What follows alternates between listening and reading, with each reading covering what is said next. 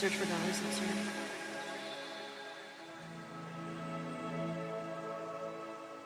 It isn't coming back here.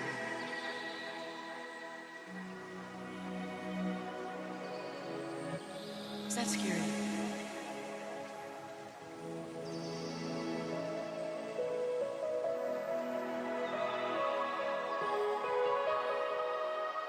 I don't want to.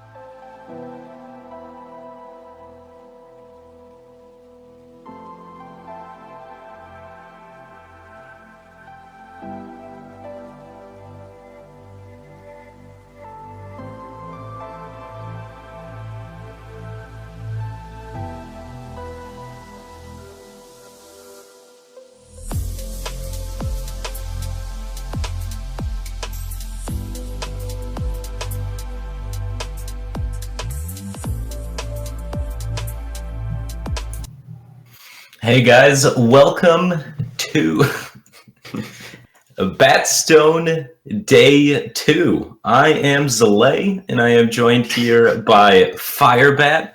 We're going to be bringing you the action today. Can't wait to get into it. There we go. I'm Firebat, joined here by Zalay. It might be a rough day, but hopefully it's not going to be too bad. We got a lot of great players here to bring you some great action. What match do we have up today first, Zalay? I can't recall, but Kibler versus Frozen. Kibler versus Frozen. Yeah, really exciting. Yeah. I was just going to say, Firebat, you looked a little uglier than usual. I'm glad things are back to how they should be. Good. Yeah. Appreciate Kibler versus Frozen.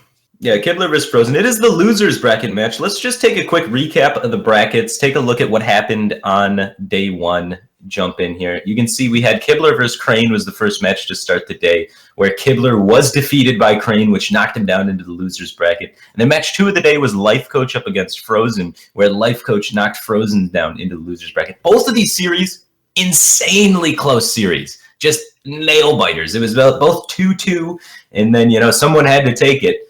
And that's how we got here. So I expect to see, another nail biter here. Both of these guys, they're in the losers bracket, but they're definitely no slouches. They almost won their matches. So pretty interesting stuff. Both of these players, one of the things to note are they're some of the rogue players in the tournament. We had VLPS, Frozen, and Kibler were the ones that piloted Rogue in this tournament, a class that not a lot of people are giving too much respect to lately. What do you think about that?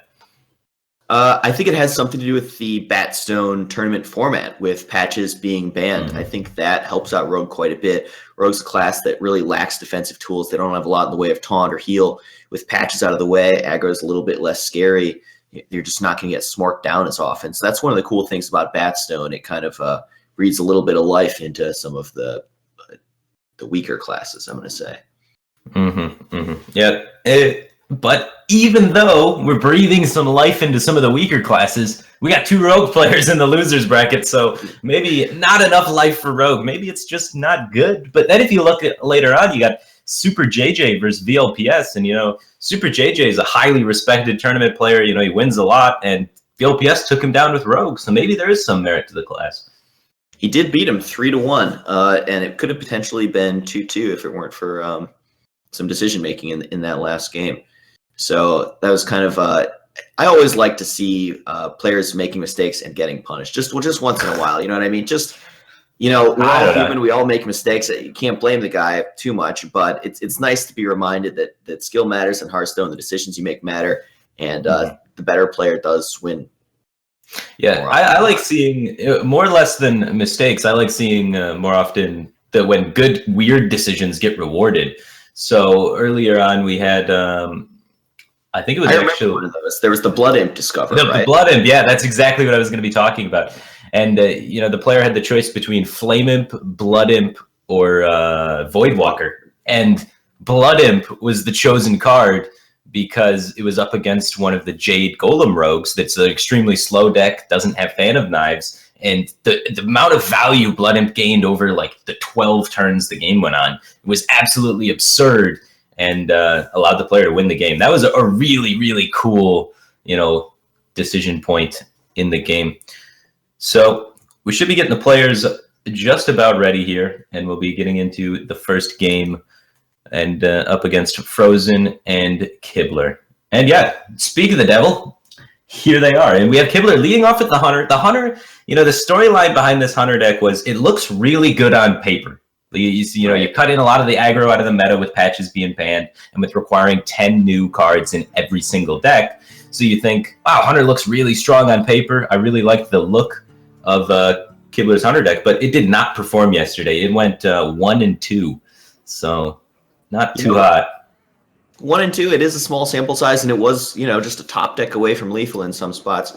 Now, here's this new card, Alley Cat, 1 mana for 2/1/1 beasts, essentially. How do you think that compares to Firebat? Well, I think it's honestly better, and it pains me to say that as my name is Firebat, but I think Alley Cat's a lot better. I like the synergy with Knife Juggler a lot because there's so many 1-health minions in the metagame. Maybe less so in this metagame because there's less pirates, but there definitely is. And there we go. Spectator mode actually cooperating with us for a little bit here. Scavenging a Hyena. Looking pretty threatening here. That's 2 mana, a card. 4/3 with upside. Yeah, that's a card that's kind of come back just because of Alley Cat. Alley Cat really catapulted that card into the metagame because now you have so many little beasts to trade in that you can oftentimes land a lot of buffs on it. But I'd like to talk about why Alley Cat's a little bit better than Firebat. For players that don't evaluate cards as often, basically what it comes down to is it's kind of got 2 health or 2 bodies instead of just 1. So Firebat dies to just 1 attack from a Spirit Claws or an Argent Squire or a Hero Power from the Druid or the Rogue or that kind of thing. But Alley Cat, twice as difficult to remove, and that's a big deal in the early game. Yeah, it allows you to include things like the Scavenging Hyena in your deck because you have more bodies left around to buff the Scavenging Hyena. The Direwolf Alpha starts being an inclusion because there's more bodies to buff with that.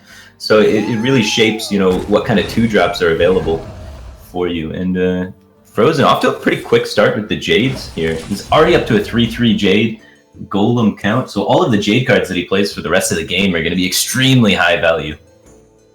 And here's that high main. Kibler kind of rewarded for saving that coin. He goes double 2-drop on turn 4, and then turn 5 he has the option to coin out high main. I think last turn he also had the option to use coin for something like Scavenging Hyena and Direwolf Alpha, but maybe he's thinking about saving for that Call of the Wild in his hand, but even more rewarded, get out that high main sooner. Yeah, definitely. And also he develops the slowest minion in his hand first. He developed the Gunner, which has a death rattle to buff a minion in your hand.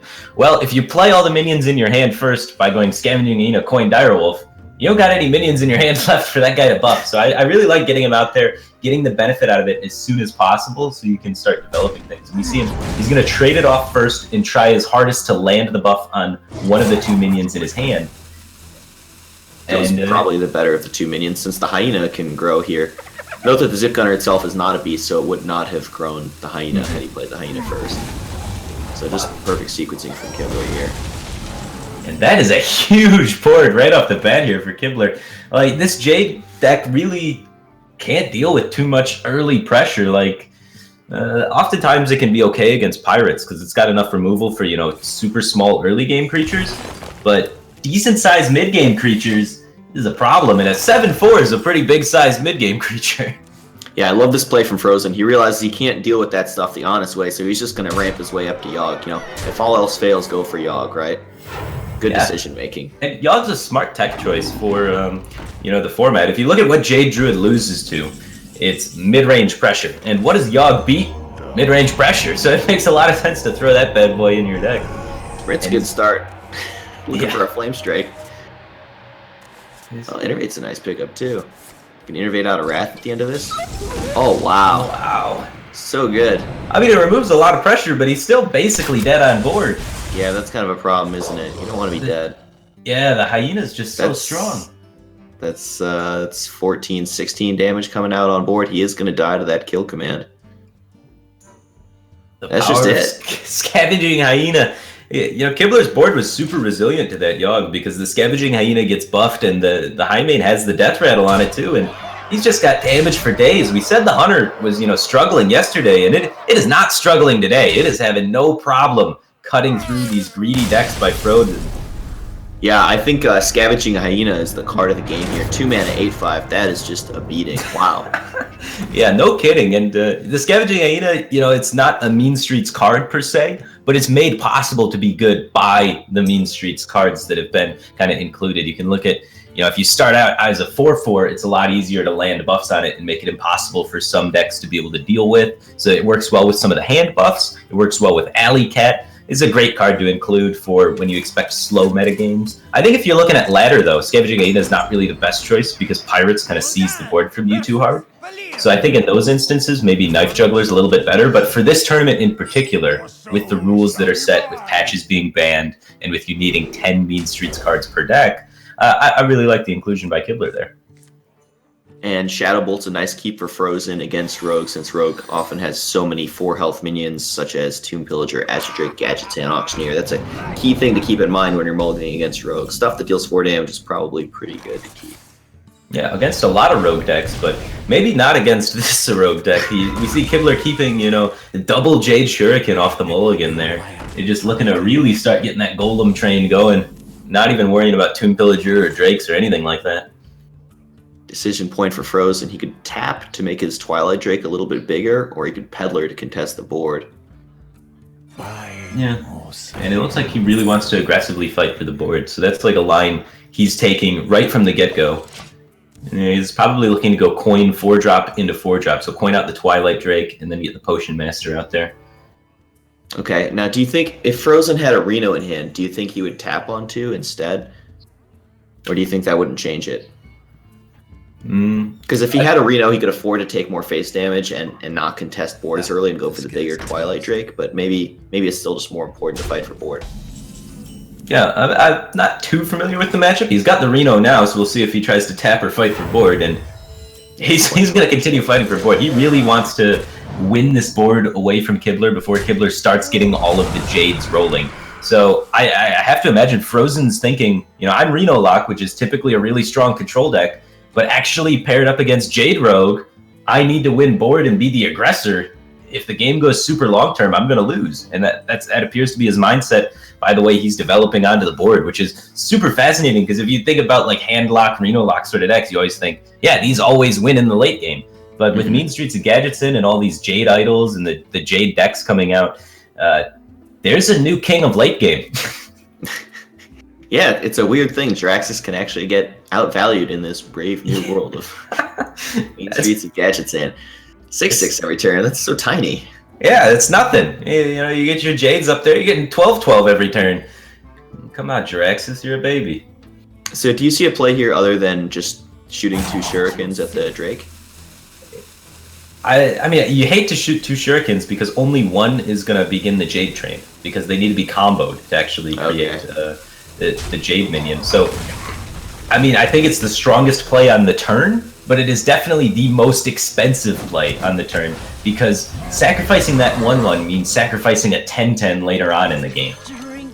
Yeah, that's a painful way of looking at it. Yeah, so that's why Kibler roped out there and was really hesitant on actually, using those cards. Shaku the Collector. There's we weren't expecting this to see a lot of play in general, but BatStone kind of giving it a chance to shine. Yeah, whenever it attacks, it adds a card from your opponent's class to your hand.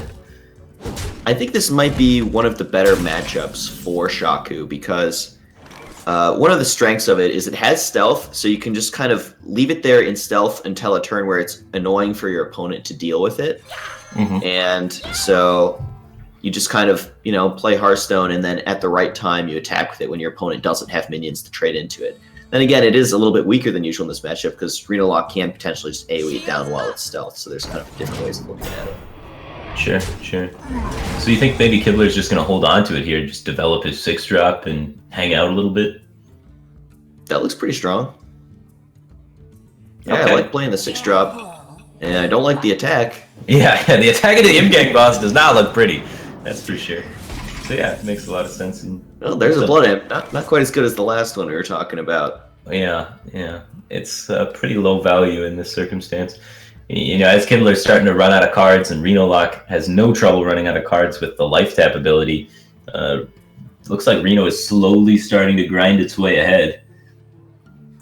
Yeah, I think he does need to deal with that 6/6. If he uses Power Overwhelming, it shuts down the potential Leroy Power Overwhelming Faceless combo, but does Reno Lock really need that to beat a Rogue? Probably not.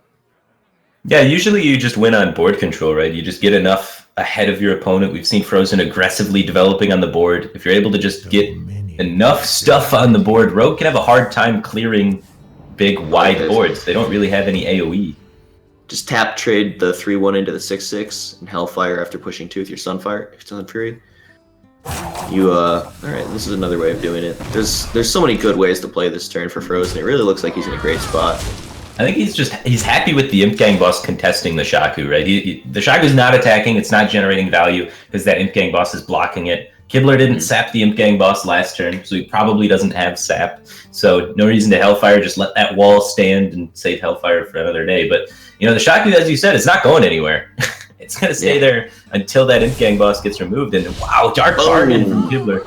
He had a bunch around that. He had a bunch of low value cards in his hand, and he just figures, might as well just get rid of some of those, clear the board. Yeah, and here the Shaku is fairly annoying for Frozen to deal with. He's going to use Hellfire on just one minion. He's used Siphon Soul on a 3-drop that already drew a card. Yeah, it's exactly as you said. That's threatening to get another card unless Frozen uses an obscene amount of resources to get rid of it. And more importantly, that Discover from Kibler. He was able to discover a Death Rattle minion, and he got the exact minion you want to get in Jade Rogue. That threatens to cause 2 Jade Golem procs. Yep. Insane really powerful Eye of Blackpaw, but the thing is, Frozen's just got everything. He's got a Mountain Giant on board, he's got Kazakis and Reno in hand. Kibler's got his work cut out for him if he's going to find a way to steal this game. I think he can do it though. He's going to continue to get more value here if he gets a decent sized card here. That Felguard's not bad. Cleans up the Giant with the SI. Swashbuckler first, good sequencing. He just needs to hit some draw, right? He needs to find the other Jade mechanics in his deck. Like, he's got to play for next turn with the Blackpaw, but after that, he is completely out of gas unless he finds, you know, a Sprint or something, some sort of cycle, Azure Drake, anything to keep the fuel running. Ooh, that is Rogue's worst nightmare. Yeah, so this might be a tap Fellfire Potion turn.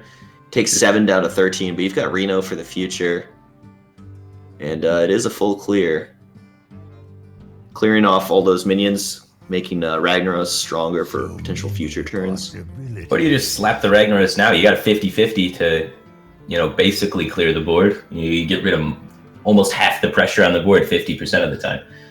Yeah, I really like the Fellfire Potion better than the Rag. I feel like in this spot as Frozen, I'm way ahead in the game. I don't want to be taking risks. Okay. Take a nice, safe Fellfire Potion clear, and that's 2 Fellfire Potions. Well, one was created off of the new minion that allows you to add a random potion to your hand. Okay, okay. So, yeah. You know, still functioning as usual. Yeah. And Kibler picks up a Discover card, the Jade Lotus guy, that allows you to discover one of the Tri-Class cards. He's going to be trying to use that to look for even more Jade Golem cards to continue growing that. He's after Blackpaw dies, he's already up to 3/3, so all of the cards that create Jade stuff will be, 4/4. You know, it's funny, I talked about liking this Hog Leader, but I don't think I've ever seen him have charge. He's always just a 6-mana 6/6. Yeah, we haven't seen it in like the Reno Mirror yet, though. That's where that card's going to shine, is the Reno Mirror. But yeah, that's been one of the underwhelming cards that we've seen so far. Ooh, Shocking number 2? No, probably Jade Claws. Yeah, Jade Claws gets another Jade Golem out there. So now Blackpaw's Death Rattle is going to create a 4/4, and the Jade Claws creates a 3/3. And the Jade Claws allows him to combo the Eviscerate to kill the Reno Jackson if he wants. Yeah, that's really strong. Jade Claws Eviscerate. He goes down to 14. He's getting into the danger zone where he can die to things like Leroy Power Overwhelming stuff. So right now, Leroy Power Overwhelming Hellfire would be 13 damage. That's 1 off lethal. Yeah, that's pretty close to the danger zone. And even then, like, Frozen has more damage behind this. Like, he could even Leroy Power Overwhelming go face and Shadow Flame this turn, and then he's got Fellfire Potion number 2 plus Hellfire for just lethal next turn. Yeah, Renalock's a pretty good deck right now. And Rogue typically doesn't run heals, so this looks like an easy setup for Frozen just to get a 2-turn lethal. He can clear all of the board except the Blackpaw Death Rattle, and even then he could clear the Blackpaw Death Rattle, right? Like Fellfire or Hellfire first, then Fellfire Potion. Yeah. Oh, what he's gonna do? He's gonna set up this. This sets up lethal. It's a sneaky lethal. And heals at the same time. So now next turn he's gonna Leroy Power Overwhelming plus the Hellfire for lethal. Kibler doesn't have quite enough damage to get there. His Jade Rogue deck seemed to have just kind of like fizzled out of steam. It just it hit a decent card draw. The Discover's got a lot of value, but it's just so hard to keep it with Renalock. And it's worth mentioning, Renalock did draw just like all the good stuff. It didn't even need it though. There was a Reno, there was a Kazakis, there was a decent curve. Yeah, Ragnaros and just everything. Every good Renalock card was in his hand. He even got 2 Fellfire Potions, which that's a good card against Rogue. Yeah, just shredded his board. And did 10 damage to his face. And, Rogue not including healing in the current meta, Healing's becoming more and more necessary in Hearthstone, I think. There's just so many spells that get that chip damage in. And you look at the Reno Lock deck, you got Fellfire Potion, Hellfire, Abyssal Enforcer. That gets a lot of chip damage in and gets you very vulnerable to just Leroy Power Overwhelming to kill you. It sure does. That's a good point you make there, Firebat. So the score is now tied up at 1-1. Kibler's Hunter is through, and then the Reno Lock from Frozen is through. Reno Locks have not really struggled in any of the series so far, so it's no surprise that he's able to get the Reno Lock through. I think the kind of highlight so far this series is that Kibler was able to get the Hunter through so easily. That's very good considering that was his problem deck day one. So maybe the deck's just good and he was drawing bad with it day one, and that's where the power of double elimination brackets really helps out. But neither player able to take a win yet with the Rogue. That's been a deck that's been a semi-problem deck for both of these players, and it's kind of what landed them both in the losers bracket here in the first place. And wow, look at this hand for Frozen. Coin Wild Growth into Nourish. Happy Feast of Winter Veil. Yeah, every time a Druid emotes, he's got the nuts, right? They only say greetings when they have, Coin Wild Growth into stuff. They never greetings you if their hand is just a bunch of 8-drops, right? Yeah, it's a bit of a trigger at this point. Just kind of like if they emote, it just starts to put you on tilt right there. Yeah, Kibler doesn't have a bad curve either. He's got the 2-drop into the 3-drop into the 4-drop into the 5-drop into the 6-drop. So he can't be complaining too much himself. But when your deck draws good, it's never as good as when Druid draws good. That is the highlight deck for drawing good with. Yeah, so does Frozen ever nourish for crystals here, or is hand just too low value for that to make sense? Yeah, I mean, if he goes for crystals, he can Wrath this turn. Ooh. But, yeah, I like going for the draw there. He doesn't have anything really happening with the hand. If he would have seen his top deck, he would have probably went for crystals, but you never know. And that's when that Nourish becomes such a tricky card. You got to identify the game state when you're supposed to go for crystals or go for draw. And now he's got to figure out how much does he want to commit to removing this board. Yeah, like he could Gadget Innervate Wrath, he could Swipe Wrath. Is there some kind of mulch play? It doesn't look too great. Swipe Innervate Swipe makes no sense on this board. So personally, I like Swipe Wrath, and then you're saving like a Gadget Innervate Mulch next turn, maybe. Okay. Or you're getting closer to the Innervate Yogg turn. I like that too. It gives you the most defensive options going forward. And in Jade Druid, if you're alive by the end of the game, you've won. So the most important thing is to be defensive a lot of the times. And as you accumulate mana crystals, Gadget gains value. So even if you're using 2 spells this turn, which you think, I'm using all my spells for Gadget, it doesn't actually influence it that much. The most important thing is later on, you're probably going to draw spells, and you're going to have more mana crystals to utilize with the Gadgets in Auctioneer. So just cleaning up the board, setting up for a situation where you have Gadgets and plus more crystals is oftentimes more powerful.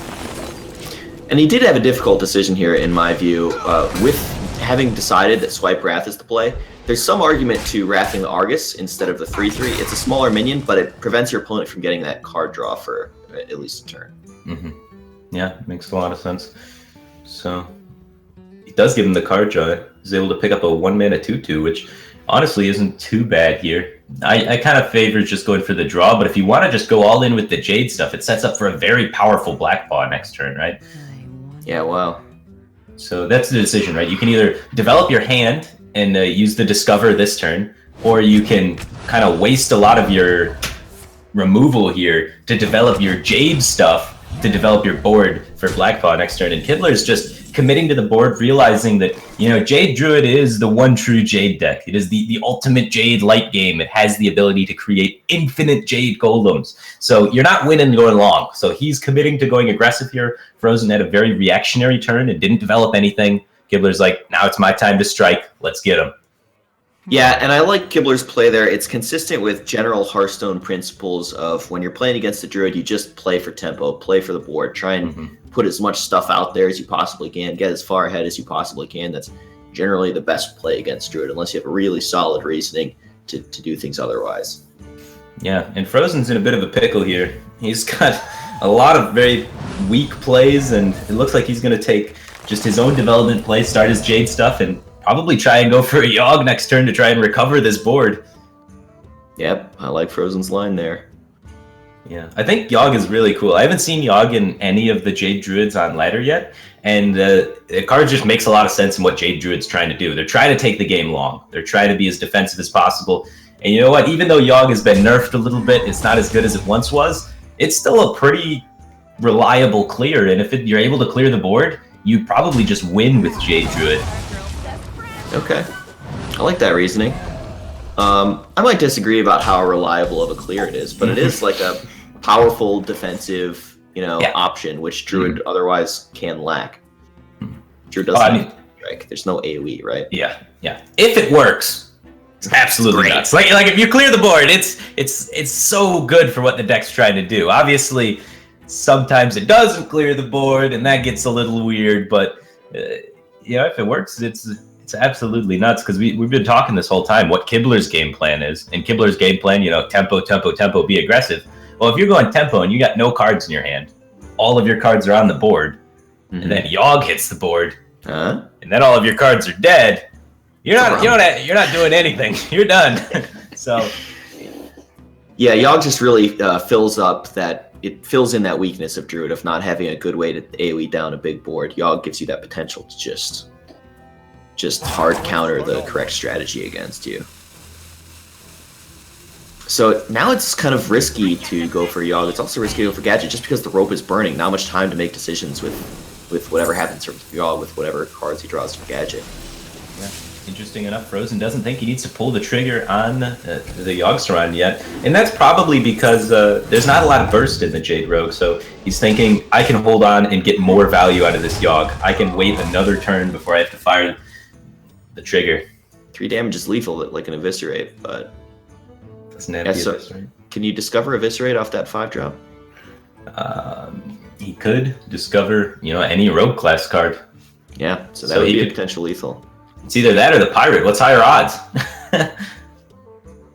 Yeah, so the Pirate gets a Druid card. Could be Swipe, could be Feral Rage, could be Druid of the Claw. Druid of the Claw, yeah. Roar.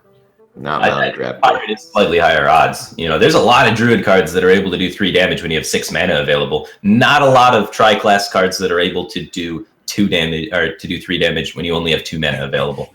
So I like leading off with the Pirate. It's a riskier play though, because you're not developing, your slow Discover minion this turn. You're instead developing a 1/1 and kind of creating a little bit more of an awkward board position. Okay. And I like the trade there from Kibler. As a general rule against Druid, you don't want to Smork to set up lethal. You want to just kind of play for board control, because Druid has all these cards like Feral Rage and Moonglade Portal to gain life. So they can often beat the Smork strategy, but if you just protect your board and make the important value trades to protect your long-term game plan, kind of grind them out a little bit. Yeah, and this board state, Frozen is being so greedy with this Yogg. He really wants to. This Yogg is the end-all, last thing he wants to play. It's in his deck, but he does not want to play it unless it's absolutely necessary. And he knows the remaining cards in Kibler's hand are not damage, because if the card off the Swashbuckler was damage, he would be dead right now. And the other card was in Kibler's hand the previous turn, so he knows Kibler needs to try and top deck damage. So he feels safe enough with Jade Behemoth to kind of slow play it. And what a fitting card for Kibler! Gets the thumbs up. Yeah. The Lord of Dragons gets the Lord of Dragons. Yeah, so Frozen knows Kibler didn't have 4 damage. This turn he needs much more than 4 damage, so this is a very safe play from Frozen. No need to risk the Yogg yet. He can try and win the game without even Yogging potentially, and save the Yogg for more value later, like you were saying. And the Yogg's just scary because the Death Rattle out there, that 1/1 Death Rattles into a 5/5 currently. So it's pretty scary to Yogg, and maybe you accidentally clear the board, but it also leaves a 5/5 for your opponent, and suddenly you're looking at being dead anyway. So he's really against the wall here, and Kibler has a lot of ability to just discover a lot of class cards. He can go for the Druid Shaman card here, and he also has the ability to trade in with... Jade Blossom ramps the Deathwing while developing a Jade Golem. That's pretty sick. That's great. Ancestral Spirit is nuts too, though, because you get to bring back the Jade guy. Oh yeah, they both sort of get a Jade guy, but I think ramping a Deathwing and Assassinate's a pretty good card too for helping you later on. But because you could just take Assassinate for getting through a taunt the next turn and develop your minion this turn as well. Oh, feels bad, man. I wanted to see Kibler win with the Deathwing getting ramped out in Rogue. Yeah. This is good, though. This is really strong. Yeah, this creates not only the 5/5, but also a 1/1 stealth. So, and the 1/1 stealth threatens to create a 6/6. He already had the 1/1 stealth, though, right? So it's really just worse than the Jade Blossom. Am I missing But something? he gets 1 damage on the 3/6. Okay. So it's 1 damage on the 3/6 instead of a mana crystal. So he's got a plan for killing this 3/6, and it probably involves trading in the 5/5. So he wants to try and make sure he can either trade in the current board and the dagger, or the 5/5 to be able to clear it easier, I guess. Ooh, I still really wants him to have that card. Yeah. Argus. Argus can be strong in board states like these to swing combat math in your favor, although not this exact turn, perhaps. Yeah. Well, This would be a good turn for a Deathwing. the crazy thing is, Yogg's gonna he can play all the Jade cards this turn, right? And then Frozen's gonna have to be. He's in a situation where he's just forced to Yogg if all the Jade cards come out, because those golems are getting massive from Kibler's side. And then as soon as Yogg comes down, Kibler's free to play the Deathwing. Sweet. The timing's just gonna line up perfectly for it to just play around Yogg-Saron. He knows there's a Yogg-Saron in Frozen's deck, right? We saw it played in one of the earlier matches, or was it just in his hand the whole time? Could be, yes. Yes, yeah, you saw it played in game 1 against the Hunter. He knows it's there. There's been a card sitting in Frozen's hand this entire time. I'm fairly certain Kibler knows that's a Yogg-Saron. And, he's holding back the Deathwing, and he's going to be able to...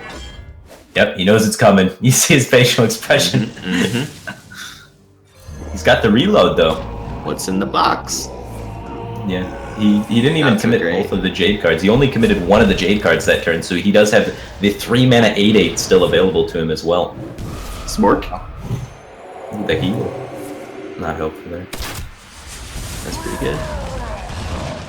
Oh, wrong face. He's able to draw a card, though, so... Yeah. Ooh, more Jades in his deck. Those are actually he's shuffling bad draws into his deck. He doesn't want to draw 1 mana vanilla minions here. He shadow steps something. Right. Yogg's still in play. 1 tentacle. I think the Seer was a counterspell, is that right? Sigurd is a counterspell, yes. Oh, another deadly shot! That's good! Wow, that's huge! Oh! Rip. There was one more minion that Yogg needed to clear, and then Frozen would have sealed it that game, but unable to get there. Kibler is going to take it. The Rogue is able to finally get a win on the board. It looked pretty good against the Jade Druid, huh? Yeah, that was a sweet game. I want to talk about playing around Yogg-Saron, because that's something that's really changed. When Yogg-Saron first came out, the density of AoE spells and the frequency with which it cleared was higher than it is now. Well, actually, there's been a lot of AoE added. This new expansion. Yeah, a lot of AoE just got added. Before this expansion, with One Night in Karazhan, my preferred technique for playing around Yogg was to put everything in play and try and kill them and hope Yogg just didn't clear, because a lot of times it didn't, like, I want to say the majority of the time. Well, but now it's different again, right? Now there's more AoE spells, so maybe it clears more often? Yeah, I don't. We honestly have to. People got to run the numbers. I don't think anyone's ran the new numbers yet on Yogg-Saron. It hasn't seen too much competitive play lately, but that's something players are going to need to do for upcoming tournaments. And with the whole new expansion, it's a card that's completely been basically reworked every expansion, and you got to figure out new ways to play against it. One of the things I like doing against Yogg that can be super beneficial is, if you only have one minion out, like one big minion, Yogg is a pretty crummy single target removal spell, because if you play it, it's got pretty much 50% chance to kill itself. And if it kills itself, you've done nothing on the turn. So the less minions you have on the field, the more chance Yogg has to actually kill itself. So that's one of the ways you can kind of play around it. But yeah, Kibler played around it nicely by just making sure he had a lot of reload after the fact. And here comes a coin Jade Blossom, I assume. Yeah. Typically speaking, a lot of players have been saying, Jade Druid just destroys Dragon Priest. Dragon Priest can't beat its the late game power. Dragon Priest is too slow. But what we've seen so far in the tournament is Dragon Priest's got a lot of mid game pressure. It can really get cooking, and we saw the new 5/5 Silence card putting in a lot of work, able to just beat people down. You know, you silence off some of the death rattles potentially, Ancient of Wars, things like that. And hitting for 5 is also pretty good against Jade Druid because they're just so slow.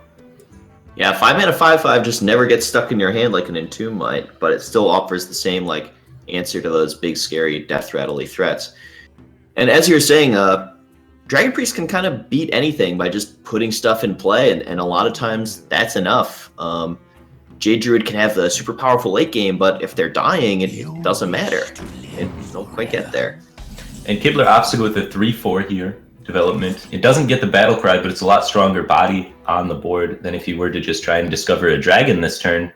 Kind of interesting. Why do you think he's going with such an aggressive approach on the board against Jade Druid? Well, that's just generally the game plan against Druid. You make the tempo plays. You just try and every turn you just try and get as far ahead of the Druid on board as possible.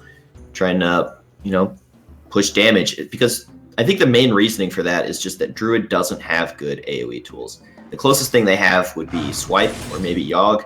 Yogg is 10 mana and unreliable. Swipe is only AoEing for 1, sometimes 2, and that's just not enough damage to clear Priest minions most of the time. So because they don't have AoE tools to recover when you flood the board, you just want to get as ahead as you can, and they can't deal with it.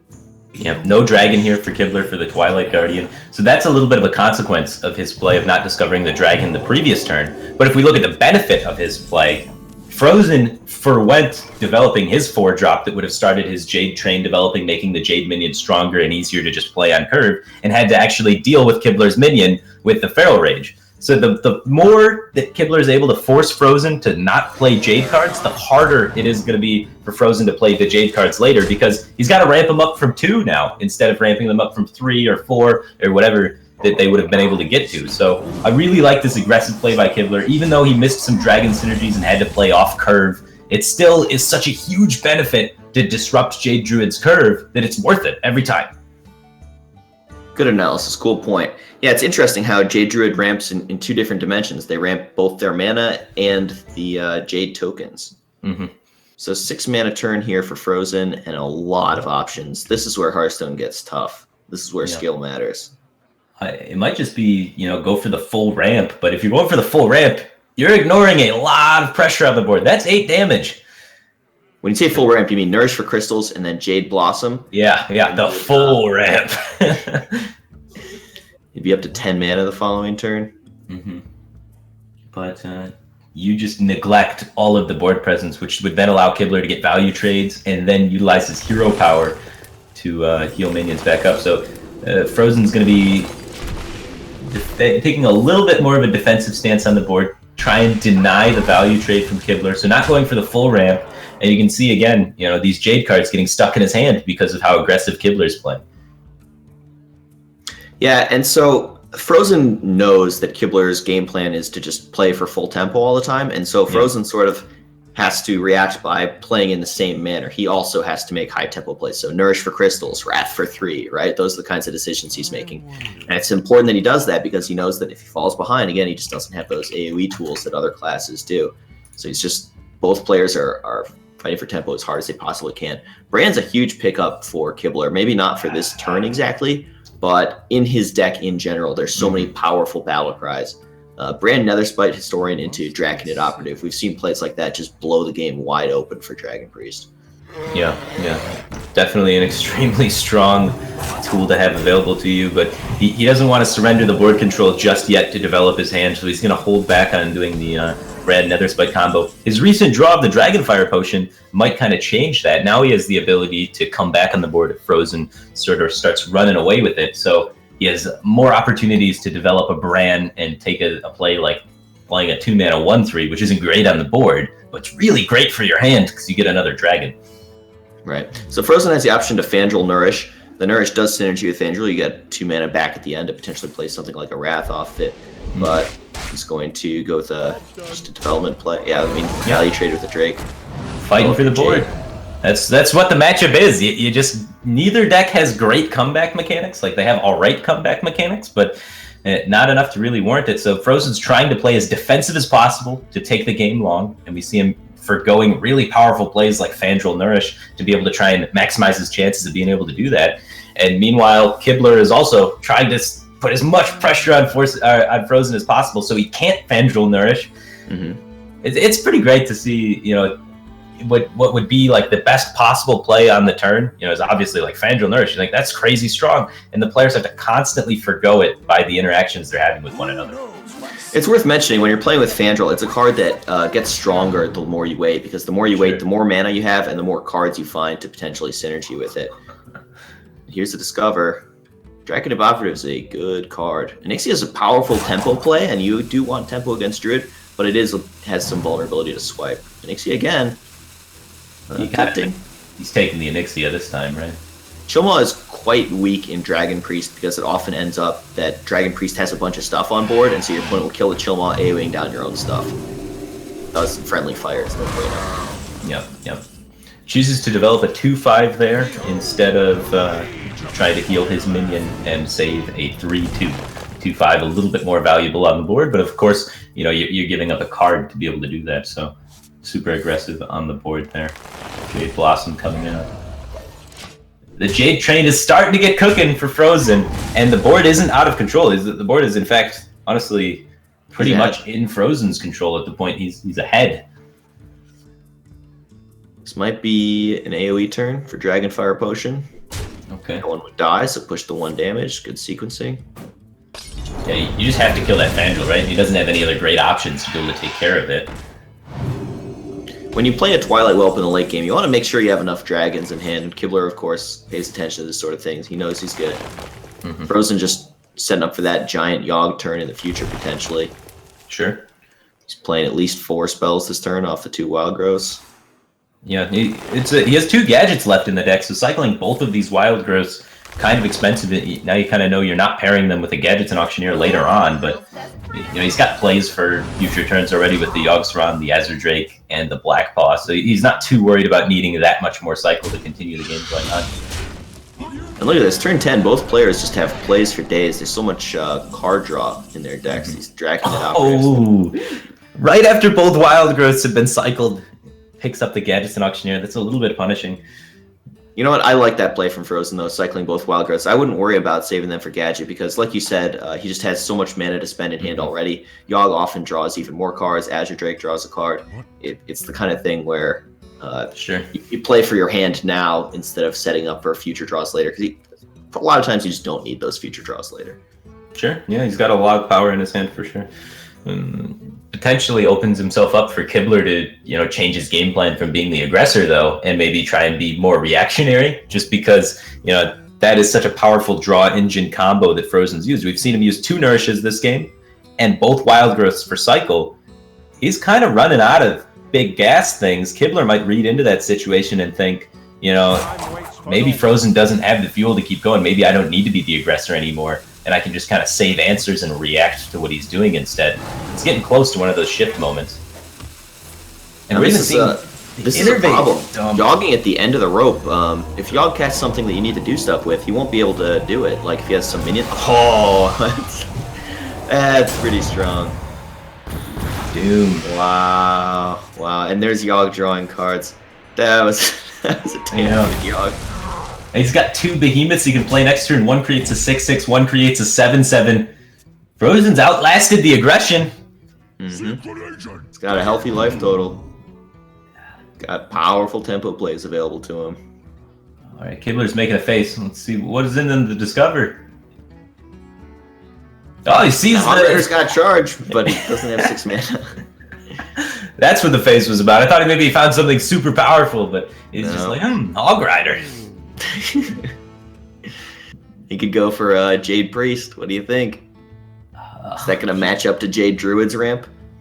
I mean, he can find one more Jade card, so I don't know if it's really going to kick it. With Wrath and Auction Master Beardo and Northshire Cleric, though, he can get double Northshire Cleric value by using 2 hero powers in the same turn.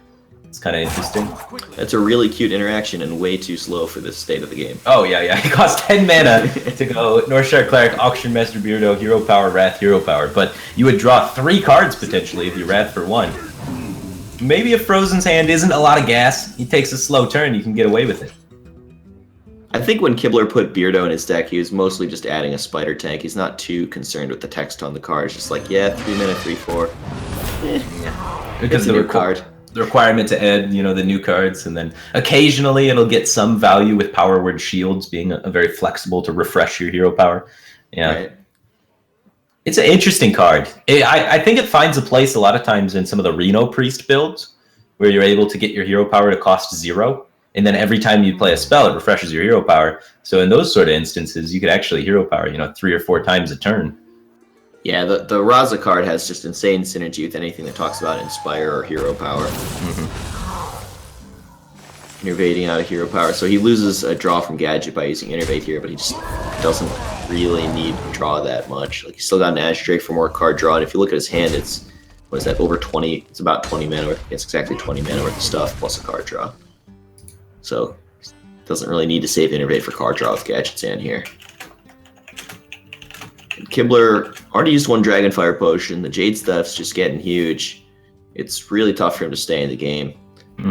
He's planning out the mana. Like, he can Wrath for 1 on the 3/6, trade his Operative in, play Northshire Cleric, heal his Operative, drawing a card, and Shadow or Death. That's 8 mana, which leaves him potentially mana for Nether Spite Historian, should he find a dragon in those first 2 draws. Okay. Looking for the dragon. No. That's the opposite of a dragon. That's another card that needs a dragon. Second try. Yep. Continue cycling here.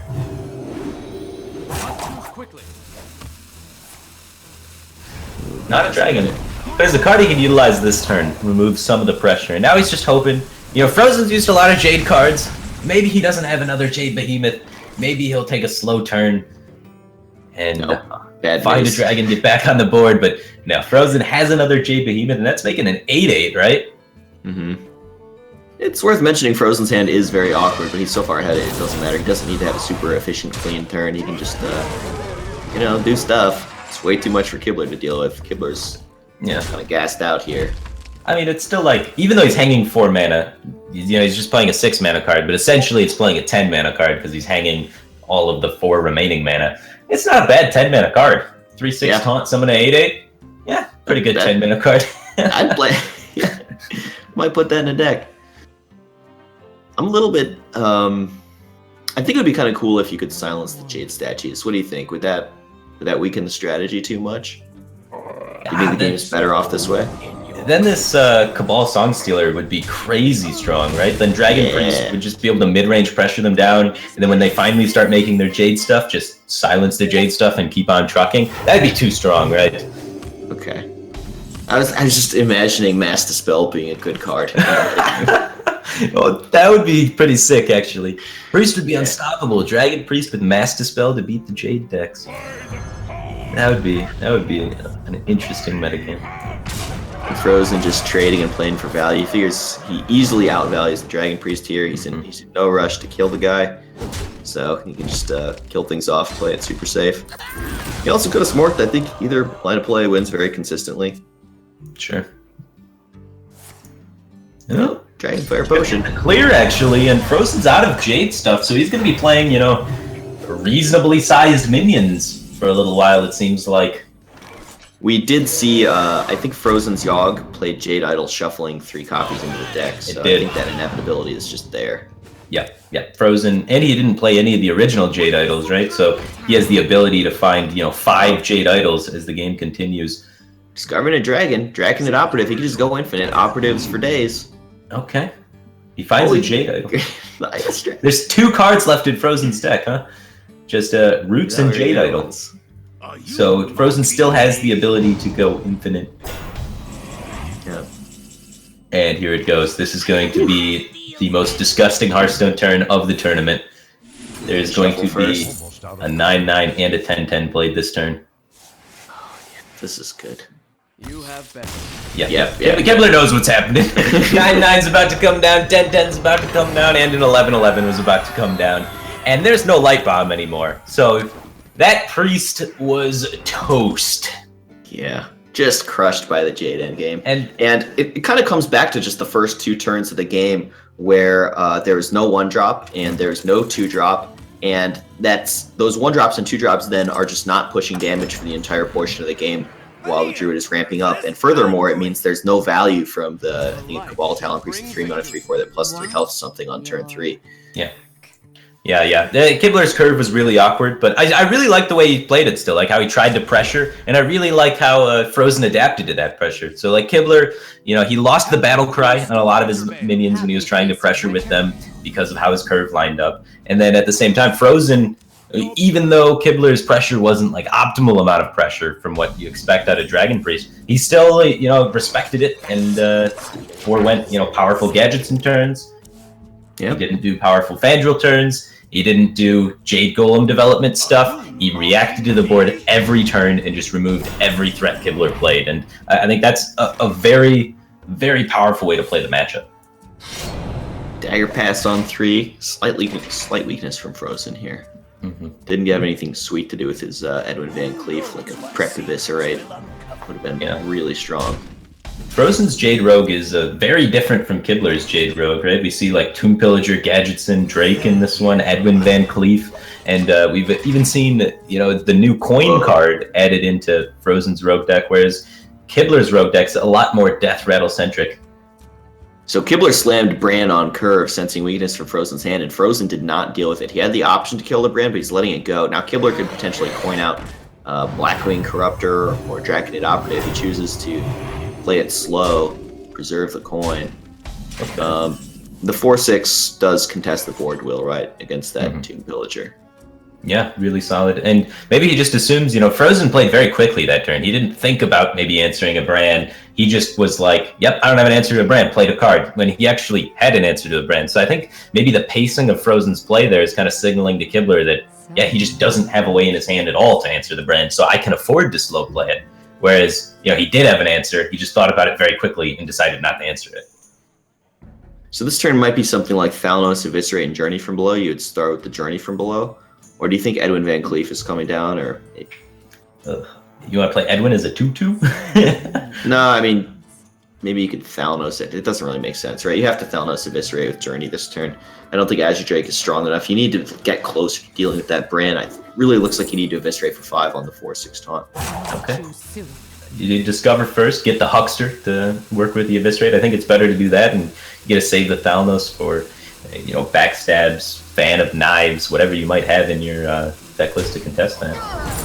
Oh, he's going to coin. There we go. I like this play a lot. This makes a lot of sense. Yeah, Edwin coming down after all. This is definitely the play. Well done, Frozen. I didn't even realize that the coin was there within the Tomb Pillager. The Bran actually kind of punishing Kibler because it allowed the Tomb Pillager to just trade in there, allowing Frozen to get the coin to be able to develop that at Edwin Van Cleef. But at the same time, Kibler does have the death for it. Yeah, well played by Frozen. I missed that. I didn't like the Tomb Pillager trade at all until I realized that coin enabled this super powerful Van Cleef swing turn. Yeah. Oh, and another Operative discovered for Kibler. Operative is such a strong card. It is really, the bread and butter that makes Dragon Priest able to do what it does. It's so powerful. 5 mana, 5/6 draw card, basically. A lot of players have been taking out Azure Drakes and putting in these Operatives instead, and it really helps you find burn, keep trucking, get removal. Such a great card. Yeah, it's actually, I think, significantly better than 5 mana, 5/6 draw card. Discovering a card is really strong. You get information about the opponent's deck, but most importantly, you just get to pick the right card for the game state that you're in.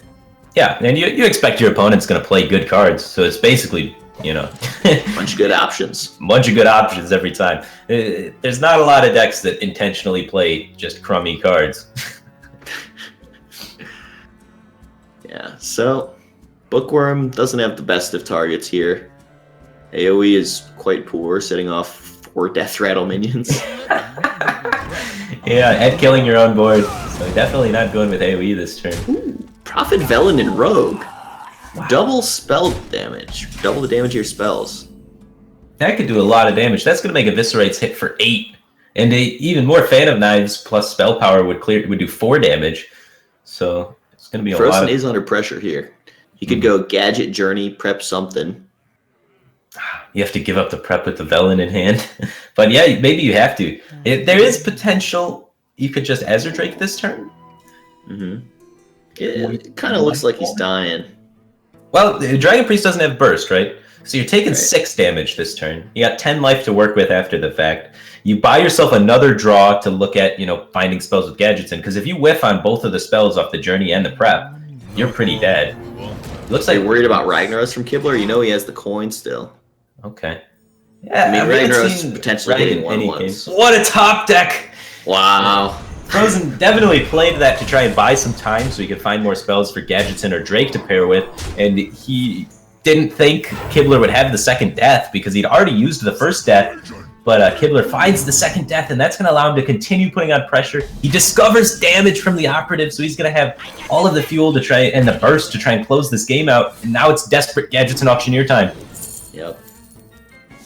Perhaps a good one to hit. It was a taunt, but it's probably too little too late here. Prep into minion. It's going to have to be a prep into prep. He finds Jade Shuriken. That can keep him Kills alive the on devastation. board. Yeah, he will die to the eviscerate that Kibler discovered from Dragonid Operative. Well, and there's no way for him to... Well, you can find maybe a Cold Blood? Backstab. Backstab Cold Blood? He needs Backstab Cold Blood, right? And then he can kill the 5/6. Because he can take 2 damage, daggering down the 2/4. Okay. So it's possible. He can stay in this. There's a will, there's a way. There's a miracle. No. Not gonna happen today. It's when you start including a lot of these Jade cards in your Rogue deck, you make it a lot more of a powerful late game deck, but you really mess up the Gadgetzin cycle. And this has been a deck that Frozen, he's struggled with on day 1 to get a win, and he's struggled with on day 2 to get a win. We have 3 Rogue decks in the tournament with 8 players, and all 3 Rogue decks are vastly different. We see the Gadgetzin Tomb Pillager package from Frozen. We see just a lot of solid minions from Kibler's build, and we see a lot of early game board control tools from the VLPS build.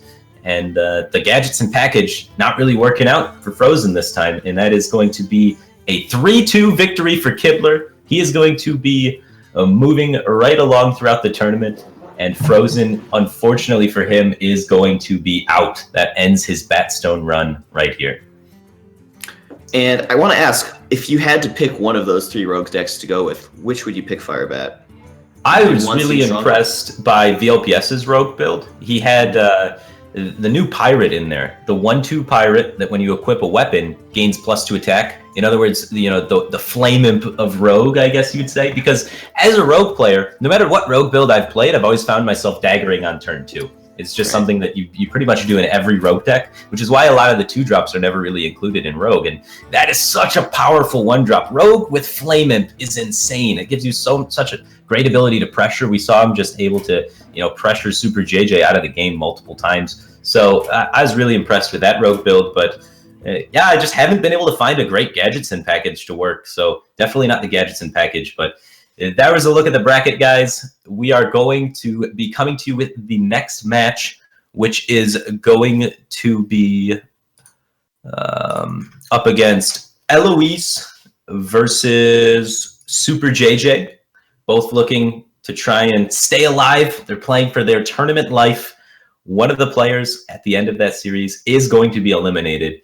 But first, while we get the players ready, we are going to cut to a quick break. You guys are going to stay tuned and see episode 3 of Adventures in Amazonia.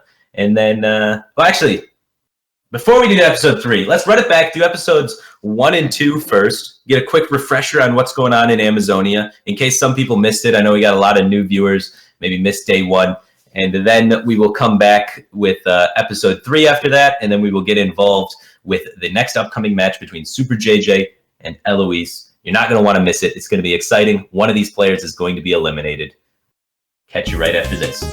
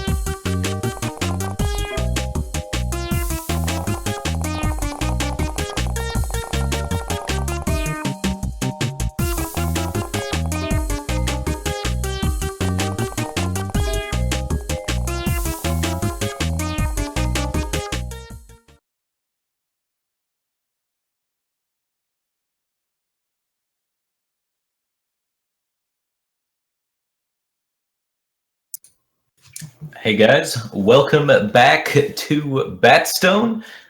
I hope you guys are all caught up on the little mini series we have going on there. While that was going on, we got all the players ready. So we are just about ready to jump into the next match. We're going to try and make the delays as minimal as possible. I know they were a little long last time, but we're getting things under control. We're getting in the groove of things. It is going to be smooth as ice this time around. So Heck yeah. You know, Amazonia, I love those commercials. Those are just hilarious. Like, whoever came up with that, was that you, Firebat? That's so good. That's like so good. Yeah, they're the ones kind of helping make this happen. They do coins that allow you to purchase Hearthstone packs at a cheaper price, and they make us able to run the whole event. And not only them, we also are sponsored by Skype, which they have. Oh yeah. Let me tell you guys about Skype. We're kind of like building a gaming community over there. There's a lot of opportunities to just hang out with other people who are interested in Hearthstone, talk about the game, talk about strategy. There's pros in the channel at all times. So you could just ask them any question you might have. There's opportunities to win a free coaching session from great players like Frozen and super famous great players like StrifeCrow. You could even win a gaming laptop. All you have to do is get on Skype and add as a contact gaming with Skype. Super free. It's awesome. A lot of good stuff. Yep, winning free stuff, interactions with pros, and not only is it like it's kind of sell out all this stuff, and you win the free stuff and whatever. But the great thing about these two organizations and what they're doing is they employ a lot of the low tier streamers, the streamers that are just kind of getting started. They don't have any money from streaming, so they're doing another job on the side. So then they employ them to, fill in space in these chats and be the resident experts in all these chats and stuff. And they sponsor streamers and they sponsor upstarting events like this. So they're really doing a lot for the community and allowing, so many great players to move away from their day job and pursue their dream of esports. And that's really, really powerful. So I really just want to give a shout out to those guys for doing what they're doing and taking risks on productions like this and some of the more unknown players in the scene. So really hats off to those guys. It's really great. But we have an event to run. So let's pull up the brackets, get a quick little recap of what's been going on today and yesterday. You can see here, day one, we had Kibler versus Crane. Kibler got knocked down to the loser's bracket. Crane moved up. Then we had Life Coach versus Frozen. Life Coach defeated Frozen, knocking him down to the loser's bracket. Super JJ versus VLPS. VLPS moved on, knocking Super JJ down. Eloise versus Purple. Purple advanced over Eloise. And now today, we had the exciting match of Kibler versus Frozen, the nail biter between two of the three rogue players of the tournament. And Kibler's Hunter was looking pretty shaky day one, came out looking real strong today. The rogue was able to get a win, looked pretty good. And the Priest was, stellar as usual from Kibler. His Priest has been one of his staples for sure. And meanwhile, on the other side, Frozen, his Reno Lock, of course, was really strong. All of the players that have brought Reno Lock have been able to pilot it very well, and it's been a very effective deck. And I think Frozen, hands down, played Jade Druid, some of the best that we've seen in the entire tournament. But the real problem for him, that Rogue deck. Yeah. Rogue's kind of been suffering. That's one of the continuing storylines. And up next, we're going to be seeing Super JJ against Eloise. Do you know if either of those players brought Rogue? I know JJ is well known for playing a lot of Rogue. Yeah, he's well known for it, but not in this expansion. He is yet to be bringing Rogue to tournaments in the Mean Streets of Gadgets and expansion. He is stuck with the standard, most traditional possible lineup that you could think of for this tournament. So he has brought the Reno Lock, the Dragon Priest, and the Jade Druid, I believe. So it's just the three stock, vanilla, most standard things we've seen in the expansion so far. Not doing anything too creative. Meanwhile, we have the polar opposite with Eloise here. She's bringing Paladin, the only Paladin player in the entire tournament. What did you think of her Paladin deck on day one? I don't think it got her a win, but I thought it looked pretty strong in the game that it lost against Reno Lock, because the Reno Lock did have Reno, and the hand buff Paladin deck really relies heavily on hand buff cards. She didn't get any of them, and she still almost won the game. She was like extremely into winning the game, where she had a bad draw and her opponent had a strong draw. So I thought the deck showed some real potential, even though it didn't pull through in that case. Yeah. For a deck that went 0-2, I guess it showed strong potential, but when you show potential, you really got to make it actually. It's got to finish. Yeah, Just potential isn't good enough. And I've been seeing like Paladin on ladder occasionally, and been seeing a lot of Paladin decks posted on Twitter. And every time I try and pilot Paladin, every time I try and play it, it's so weird and different because the playstyle's changed so much. It has the most new mechanics I think out of any class, but I can never get the list just quite right. It seems always like there's so much potential. You always get close to winning every game, but actually winning with Paladin, that's the trick. Yeah, I've experimented with building some of these hand buff Paladin decks, and it always looked really weak on paper. I was getting some wins, but I felt like I was kind of getting lucky, and the strength overall in the archetype maybe is not quite there yet, or maybe there's some key synergies and interactions that I haven't figured out yet. Maybe there's some genius who will put it all together. Yeah, I think it's a mix of so many different things, right? Like it's so different and new with Paladin that first you got the aspect of it's really hard to build because you have so many new cards in the new versions of Paladin that you don't know what cards are good. And then at the same time, all of these new mechanics are difficult to pilot. Like a lot of these other decks, like Reno Lock, of course, that's going to be a good deck. People have been playing Reno Lock / hand lock style decks since 2014. They get what's good in that. They get how to play it. It's just natural. Pros have been doing that forever. Hand buff Paladin, no pro has piloted that ever. So, even if you figure out the right cards, it's still difficult to actually play the games out in an optimal way. You have no idea how to do it. And, Eloise is taking on that challenge in this tournament. But game 1 underway, we have Super JJ piloting the Shaman. Excuse me, it was Shaman, not Druid. And then Eloise piloting the Reno Lock. And Mountain Giant, I think every pro knows how to pilot that. You can go tap on 2, tap on 3, turn 4 Mountain Giant. She feels like that's not strong enough against a Shaman, probably because of potential hex you can see in JJ's hand, right? Yeah, I think JJ might have been the one. It was either JJ or VLPS that had a turn 4 lethal with Shaman in their first series. So you may not want to keep Mountain Giant against a Shaman that could potentially kill you on turn 4 before you can even get it down.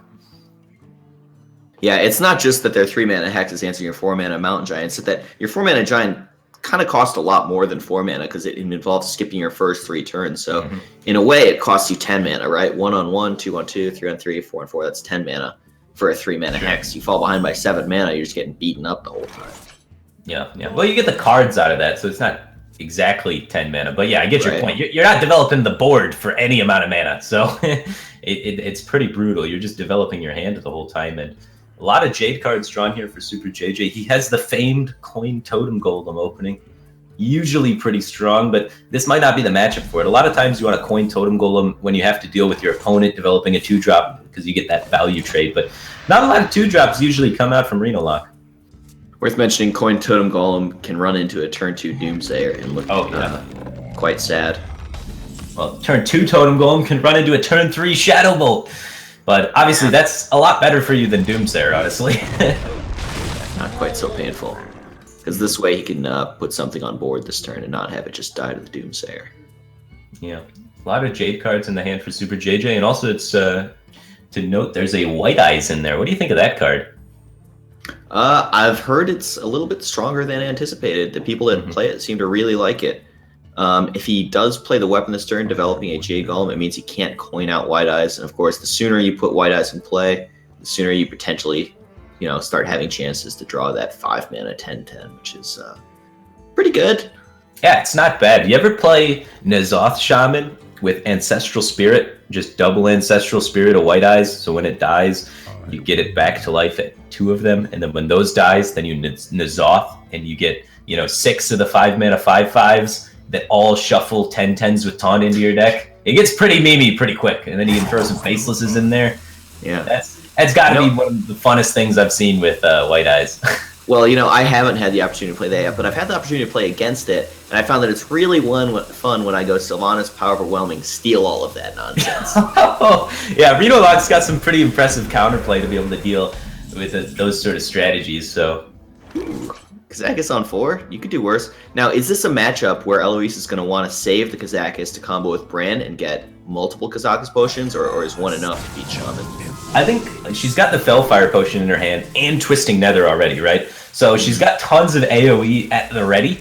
I think she just needs a play for turn 5, so I like just getting it out there now. You don't need it for the additional value, because oftentimes what you're going to get out of it at 10 mana is usually clears, and you already got all the clears.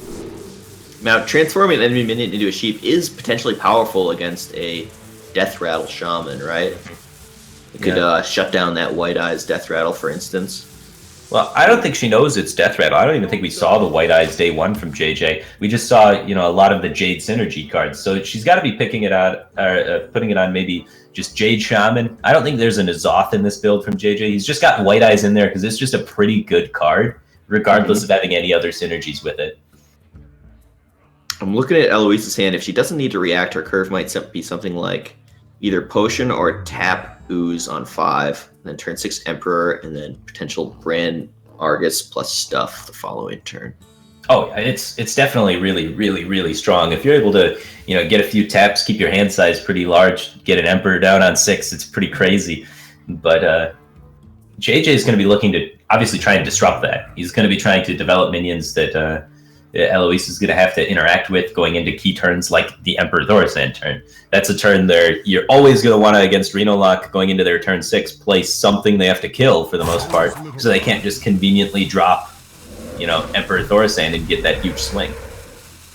Spell damage totem, pretty strong roll considering the Maelstrom Portal and the Jade Lightning in hand. The Overload for 1. So JJ has a super clean Jade Lightning on Emperor in a couple turns. Okay. Yeah, for sure. Able to get that out potentially. And he's begun ramping up a lot of the Jade stuff now. Got it up to 1/1. He's got 1, 2, 3 Jade cards in his hand. And, Blackpaw procs twice with the Jade cards. So by the end of that, that's going to be a 5/5 Jade Golem coming off some of the cards. And Eloise doesn't have a lot of clean options this turn. Well, I like the tap Ooze. Just destroy that weapon. Spend 5 mana. I think it's very efficient. Yeah, sure. Why not? She was probably looking to try... Oh, maybe play the Potion, though. That's a 5 mana, 5/5, gain 7 armor. Because the weapon is relatively small, right? Like, even though you're removing a 2 damage weapon, how important is a 2 damage weapon if you're developing a 5/5? I feel like it's the best thing that Ooze is going to do. It's a good turn to tap because the card that you draw off the tap is going to be discounted by Emperor next turn. Yeah, that's definitely a fair point. Maximize that Emperor value, and this is where, as JJ, you got to imagine he's going to try and take a pretty powerful turn, try and make it so if the Emperor gets developed from Eloise, it's going to be kind of expensive. But it is pretty tempting just to develop the weapon there. Yeah, you could just weapon and hero power, trade the 1/1 face tank 4 damage down to 23. Also reasonably safe. I want to say, taking damage as Shaman against Reno Lock is kind of painful. Reno Lock, we talked about this a little bit before, just kind of has a surprising amount of damage. They've got so many Hellfires, right? It's a total of like 11 Hellfire damage in the deck from actual Hellfire, Fellfire Potion, and the 7 mana 6/6 that plays a Hellfire. Mm-hmm. And then all of that leads into eventual Leroy Power Overwhelming Faceless Manipulator combos. Mm-hmm. Yeah, they don't actually need to deal any points of damage with minions other than the Leroy combo to kill you if they draw through their deck. It's so insane. Against decks with no heal, you will eventually die if they draw their entire deck. It's pretty crazy. And JJ going for that weapon hero power line we were talking about. Just seems natural and strong. He's taking a very passive route about the game, just slowly getting out his Jade cards, not being too aggressive on the board at all. It's a bit of a different approach from the games we've seen already. We've seen, the Dragon Priest up against the Jade Druid and how both are aggressively fighting for the board. But this time, Jade is holding back resources. We see him, taking the slow approach to the game rather than being super aggressive with things. And he's going to get rewarded for that with the tempo swing here of the thing from below, or a little bit later on down the line. Yeah, I think that thing from below is a big part of why JJ has been playing the way he has, squeezing in those hero powers, because he knows he's going to get quite a bit of that mana back in the future, playing discounted thing from belows. Yeah, even this turn, he can kill the Emperor, develop a 3/3 Jade Golem, and play a 2 mana 5/5 with Taunt if he wants to. That's an extremely explosive turn. One thing he's got to be definitely worried about, though, is things like Fellfire Potion and Twisting Nether, which are both live for Eloise at the moment. Yeah, so maybe it's an overcommitment to go for all of that. Maybe just Jade Lightning is enough pressure on the board. It goes up to 4 minions, which is MC Tech range. There's so many considerations when you're developing a board against Reno Lock. It's really a lot to think about. MC Tech, Demon Wrath, Hellfire, Shadow Flame, Fellfire Potion, the 7-mana Hellfire guy, second rate Bruiser. That's what I was trying to think of. They got it all. Reno Lock can really destroy any sort of board development, and Shaman needs board development to win a lot of the time. So I guess with the way that JJ has it built, with the new Jade cards included, you don't necessarily need board control, just because once Jade is ramped far enough up, that's usually good enough. So I saw Eloise mouse over the Kazakus potion. If JJ's intently focused, he could know that she just moused over the Kazakus potion. So she might be trying to make him read that as being an AoE card when it isn't. It might be a bit of misdirection by her. That's pretty cute, because it's a summon a 5/5, gain 7 armor. That's what the potion does, and in no way would you ever play the potion into that board. But yeah, you're right, picking it up there, trying to maybe play little mind games with JJ. He does appear to be quite stressed about this game and really intently staring at the screen, trying to make reads. JJ's a top level tournament player and always is keep an eye out for reads and whatnot. Yeah, and that's the thing about reads. You got to be careful about trying to make reads on crafty players like Eloise, because they can just use your own intelligence against you, right? Yeah, they sure can, and that could be a trap that makes Super JJ play around AoE that's not even there. Although she does have more AoE in Twisting Nether, so... But once the Twisting's gone, if he still thinks the potion's AoE, like if she just waits out the Twisting a really, really long time, right? And then uses it as the last resource to finally clear JJ's board after she's almost dead, and then he's like, all right, there's still the 1 AoE I gotta play around. And then it could be a factor. Super power turn from Eloise. JJ does have a Hex to deal with the Mountain Giant, but he needs to figure out something for that Twilight Drake. Do you see anything that's reasonably clean? Looks kind of awkward. You can kind of just try and offset it with White Eyes, potentially. It is a taunt. It's got the 5 toughness. You're a little bit worried about potentially Mortal Coil, but if Mortal Coil goes down and the Drake trades in, the Mana Worm is buffed up to 2 attack to finish off the Drake after the trade into White Eyes and Mortal Coil. So it sets up so that you can preserve your Azure Drake in that sort of way. So I kind of like Hex plus White Eyes, plus just getting it out there is super important, so you can kind of add the 10/10 into your deck. All right, and that'll be 3 minions in play, discounting the second-rate Bruiser. That's a card I really underestimated in the set review. I didn't expect there to be 3+ minions on board as often as there are in this new metagame. Oh yeah, there's just constantly 3+ minions on board. The card's crazy good. It is almost always, in any sort of control game, a 3-mana 4/5. So yeah, me as well. I did not think it would nearly be as strong. I kind of looked at it and was like, yeah, pretty mediocre trash card. And it's been seeing a lot of play in the Mean Streets metagame. So Eloise on 9 mana makes Blastfire Potion pretty good. It's going to cost her a sort of 2 mana in the future, right? Not that expensive. It's really weak to play on like a 4 mana turn, but now that she's almost at 10, it's just pretty strong. She's thinking about, do I need to save this for bigger minions in the future, or can I just blast that 5/5 now and pick up a value trade with my Twilight Drake? Yeah, well, one of the also interesting things is maybe she could fight for tempo this turn as well. Like, there's an opportunity to utilize the Faceless this turn. You don't need, actually, the whole Leroy combo to get enough damage to close out the game, do you? Just because JJ's already down to 16. So you could have potentially tried to tempo out with Faceless on White Eyes or something like that this turn and be more aggressive on the board, just knowing that Shaman doesn't run heal. But that's actually kind of scary. That was the old stereotype, right? Shaman never ran heal. Now they have that new heal guy, the Jinyu Water Speaker, yeah. 4 mana Overload 1, 3/6, heal 6, and it doesn't just heal your face; it can heal a minion too, which is a very big deal. So yeah, I like going for the tap now that I've thought about it more. Just make sure you have that combo available just in case there's a Water Speaker ever played by Super JJ. It's hard to tell if a mid-range Shaman is going to be playing that card or not. Some of them play it, some of them don't. It's a card that's been kind of wiggling in and out. This is a turn where JJ really wants to have AoE in hand, but he doesn't. He could play Azure Drake fishing for it, but anytime there's 3 or more minions, it feels bad to deal with it without AoE, right?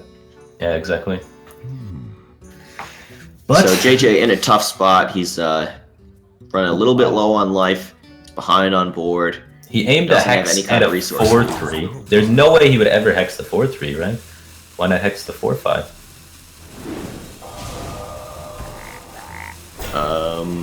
Interesting question. I guess he's playing the Flame Tongue anyway. Okay. Yeah. This is because it has taunt, of course. Yeah. If he was to hex the 4-5, then the Mana Worm has to trade into the Frog. This way, he hexes the Twilight Drake, and then is able to still be able to trade into the 4-power minion. So there's a Frog and a 2/2 on the field instead of a Frog and a 4-3 on the field, with a 4-3 and a 2/2 on the field. So he protects his Flame Tongue this way. Otherwise, the Flame Tongue would get traded into by the 4-power minion that the Mana Worm was unable to kill because it was protected by the Frog Taunt. Okay. We can see Eloise is just in a pretty dominant position here. She's gonna, she can just Argus and eat that Flame Tongue. Quite a safe life total. Drawing to potential Reno at any turn. Access to Power-Overwhelming Shadow Flame is a really disgusting play. Twisting Nether is powerful. Sylvanas Shadow Flame is powerful. Yeah, it's Super JJ needs to find a storm like now. I think honestly this is the time where you just Azure Drake, YOLO, try and find the storm. If you hit the storm, you can recover the board back, and then cards like Mana Tide Totem get a lot more value because you have the board secured and your opponent needs to actually use removal spells to clean them up, so they're oftentimes threatening to get additional value. And that's kind of the decision he's weighing right now. Do I try and fight for the board honestly with the Black Paw, or do I play Azure Drake and hope I find one of my 2 storms? I'm about halfway through my deck. Maybe I can hit it, but it is a risk that he's got to try and evaluate. Is it worth taking that risk, or is it worth trying to just fight honestly? And he's gonna fight honestly for this board. Yeah, he is giving himself better chances to ultimately have AoE on the turn when he does play Azure Drake. See if he would have got there. Nope. So rewarded for his decision. No time for games. Yeah. Maybe not rewarded enough to win the game though. The Order of Death Rattles, the Sylvanas was played after the so it will steal this. It's insane. It's so dirty. Yeah. Clear your board, steal a 6/6, and that's Arena Lock is just such a powerful deck. So many great tools. 5 mana 10/10. That can do some work. Yeah, not really. There's a Siphon Soul in Eloise. Yeah. I mean, just hopefully, as long as there's no Siphon Soul, and there's exactly Siphon Soul, and that's going to be the end of Super JJ. Eloise's Reno Lock get a convincing win game 1. Eloise takes the lead in the series 1-0 over Super JJ. Reno Lock's been a deck that hasn't struggled at all. That's been super convincing throughout the entire tournament. It's definitely the deck of the tournament. You know, do you think it's better than Pirates on ladder, or do you think Pirates is still the king on the ladder environment? It's difficult to say. I think it matters a lot how things are teched. The metagame I was playing last night, it felt like whatever I was playing was definitely wrong. So, you know, when I played Reno Lock, the Smork was just working, and when I played other decks, people were showing up with all sorts of wacky control decks. So okay. Just one of those nights, you know how it goes. Sure. 50% win rate. Ooh. Yeah. I will fight with So Reno Lock, though, what are some of the, like, effective counters maybe to Reno Lock that we've been kind of seeing? Okay, well, generally what you want against Reno Lock is burst damage and I would say early pressure. Hunter is a class that typically does well against Reno Lock, although Hunter's a bit of a weak in general power level right now, where Reno is strong, so maybe that's not as pronounced as usual. But the general idea of you just put stuff in play, hit them in the face, and have burst damage to finish out. You want to pressure them and give them minimal time to find that, you know, minimal time to get them the life tap and the super powerful late game advantages. Sounds like what Hunter does. We saw that actually demonstrated in game 1 with Kibler's Hunter deck. It didn't really shine day 1, but game 1 of day 2, Kibler's Hunter was killing it. So maybe that's really the hyena. 2 mana 5 smash. Maybe that's the answer people need to start including in their lineups if they want to find some success against all of the Reno Lock, because literally almost every player has had Reno Lock. So Yeah, I do think decks like Pirate Warrior, Aggro Shaman, for instance, are some of the better answers against Reno Lock. what about the hand buff Pirate Divine Favor Paladin? How do you think that deck does against Reno Lock? It looked pretty good last time I saw it. It almost won with a weak hand against a strong Reno Lock hand, but I don't think it will do as well against Dragon Priest, and JJ has quite a strong curve here. Eloise does have a hand buff card, so she's in it, but it's Even a rough more matchup, than I'd say. just the hand buff card, she's got the ability to, maybe play the Pirate here and coin out the weapon for the next turn. Get a Flame Imp out there on turn 1, basically, and start swinging with the weapon. Where's Patches, Firebat? Where's Patches? Patches has been banned from BatStone 2. I didn't actually ban it. Well, I mean, I guess technically I did. I was the one that slapped the hammer, but I wasn't the original voice of ban Patches. The players came to me and they said, you know what, BatStone's supposed to be all about fun. We're not having fun with Patches anymore. Can you ban Patches? And I was like, hell yeah, let's ban some Patches. So that's why there's no Patches in BatStone, and that's why when Eloise dropped the Pirate, there was no cannon fire and no Patches charging out into the field. And I gotta say, the more I play Ladder, the more I like that decision to ban Patches from BatStone. I think it's good decision making. That card, it's like pretty cool at first. The more you see it, the less you like it. Yeah. I think a lot of the viewers probably still like Patches, but the players, they've been streaming and grinding the new expansion so long, they're just sick and tired of getting Patches. Sometimes that comes down on turn 1 and you just can't do anything, and that guy just sticks around poking you for a long time and you get tired of getting poked. Yeah, waiting for that animation. And then there's also the times when you're playing Patches and you draw the guy and you're like, I hate you. Yeah. I hate you. Oh, that's such a funny card. And Eloise here, the decision, hand buff or weapon. The weapon doesn't feel pretty. That 2/4 kind of farms you. But if you don't, hand buff doesn't feel great either because there's only 2 minions in hand. You're hoping to do something a lot more broken with your Grime Street Outfitter. I gotta imagine you just weapon it. I think you gotta just commit to it, remove the minion. Okay, put 6 damage into that 2-drop. Feels bad, man. Yeah, that's life. Sometimes I don't see anything better bad. though. Yeah, like No? it's so brutal. That 2/4 coming down for JJ just so strong. Good news for Eloise is JJ does not have a 3-drop in hand, but even just healing the girl and drawing a card is strong enough. Yeah, I mean, that's Powered shield. That's exactly what he's going to do. JJ has Azure Drake still in his Dragon Priest. We have yet to see, Brian Kibler draw an Azure Drake. So my theory is he has removed those from his Dragon Priest deck. So a little bit of differences there between the Dragon Priests. One of the things to note about Dragon Priest is a lot of its bad matchups against all of the slow Jade stuff. One of the most important things you want to do is be pressuring. And of all of the Dragon cards, the Azure Drake is the least pressuring one because it is a 5-mana 4/4 draw card instead of, a 5/6 or something a little bit bigger that can actually be increased stats for its mana cost and put pressure on your opponent. So this Grime Street Outfitter did just do something pretty broken here. For 2 mana, it was effectively 4/4 with the stats, right? It's a 1/1 body and 3+1/+1 buffs. And the +1/+1 buffs are quite effectively used here. You get them on 2 charge effects and 2 divine shield effects. All of those scale really well with buffs. And you saw the buff on the deckhand enabled a value trade. So Grime Street Outfitter doing its job here. And the value trade allowed Eloise to save the weapon, which means she had it this turn so that she can now take down the Twilight Guardian without any losses. And this hand buff Paladin is looking very strong, and it's got Divine Favor lined up for the next turn.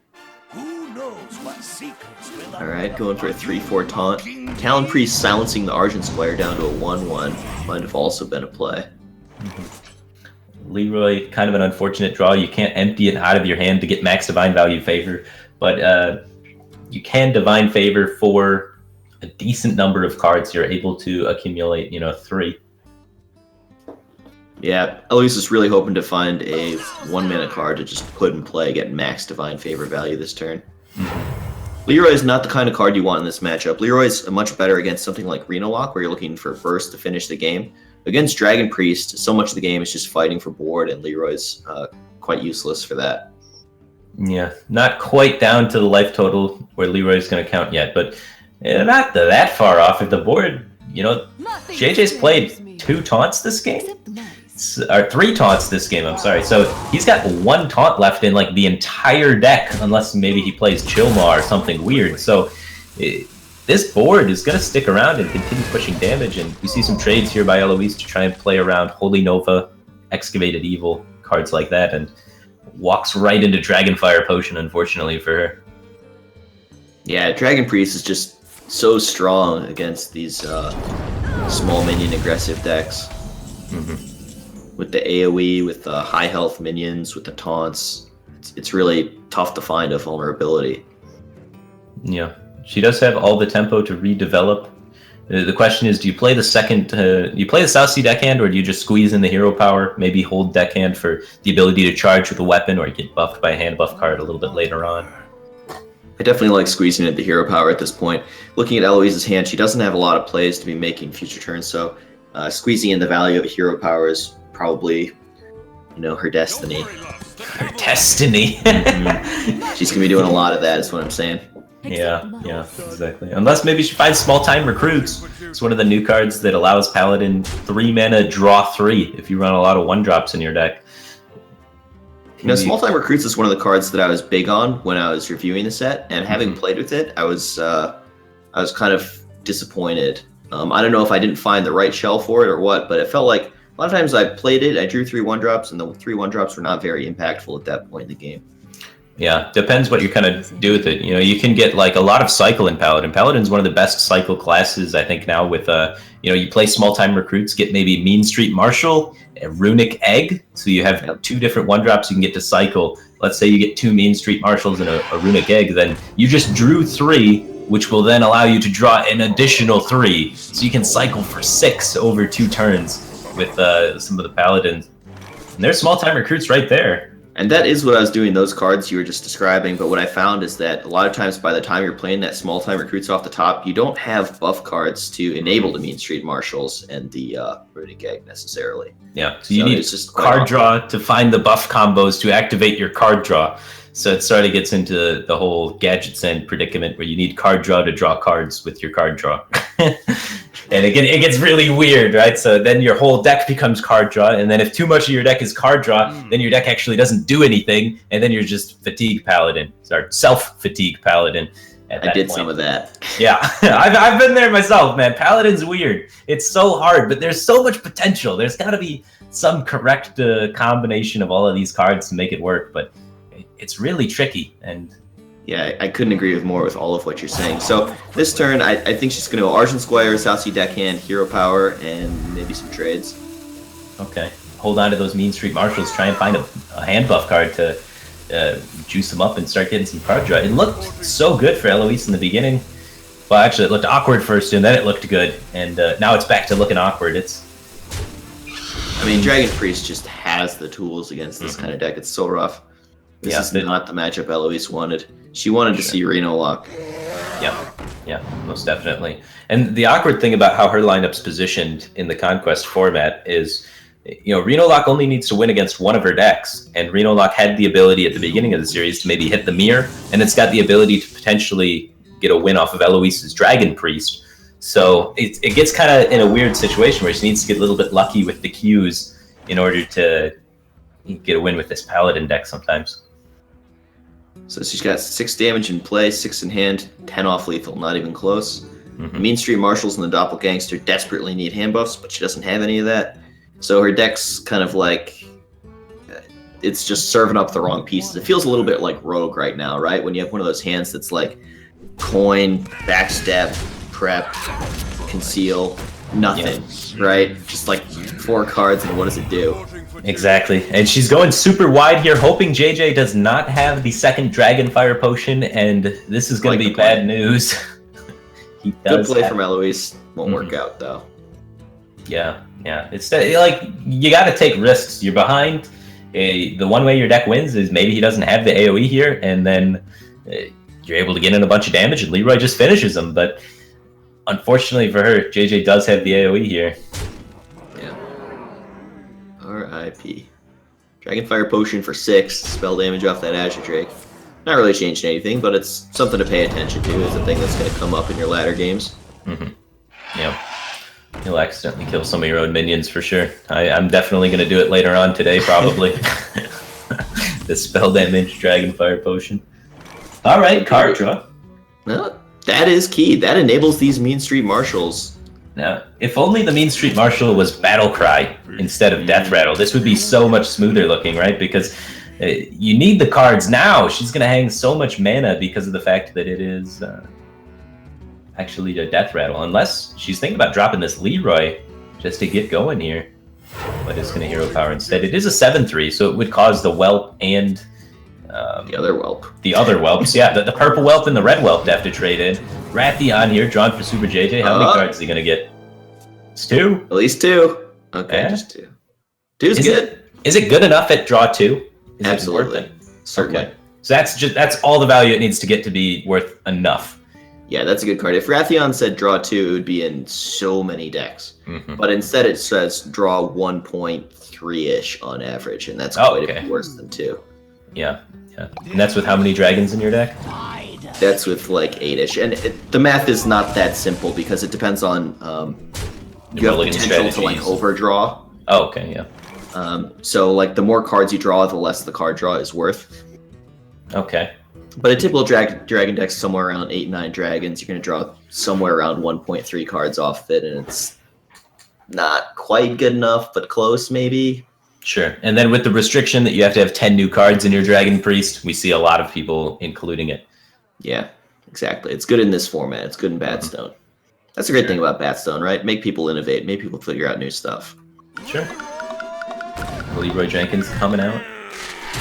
Not going for the draw off the Mean Street Marshals just yet. Gonna keep him around, it looks like. Maybe push face damage. And some work? No. Oh, they're taking value trades. Getting all of the value trades possible. She's noticed Super JJ's had a lot of cards kind of stuck in his hand for a little while. Maybe starts running out of steam. She would have died to that Blackwing Corruptor if she didn't trade. Okay, that's too a fair point as well. Yeah. So just hanging on for dear life.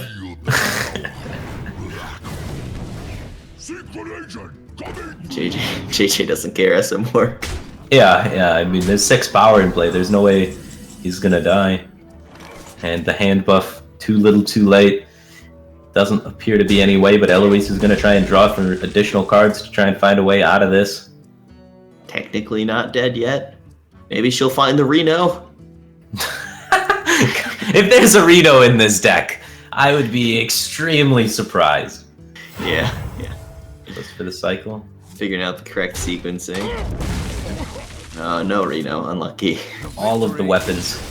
And the Paladin's gonna go down, so that is the tied game now. 1 point for Super JJ, 1 point for Eloise. Unable to get a win with that Paladin deck. It is kind of been the story for Eloise. Her other deck's been great. She's been getting easy wins with Reno Lock, easy wins with Dragon Priest, but in Conquest, it's really all about your weakest deck, and that Paladin has been the weak link for Eloise. Been unable to get a win the entire tournament with the Paladin, and it's not looking good today either. Yeah, I mean, that's kind of the coolest thing about Conquest in BatStone is Conquest forces you to have like the best, weakest deck. You have to really be solid, which is so hard to do when you're figuring out a new format for just this one tournament, right? It's its own format. You got to build all new decks, and if you mess up on anything, you can get super punished all the time. Yeah.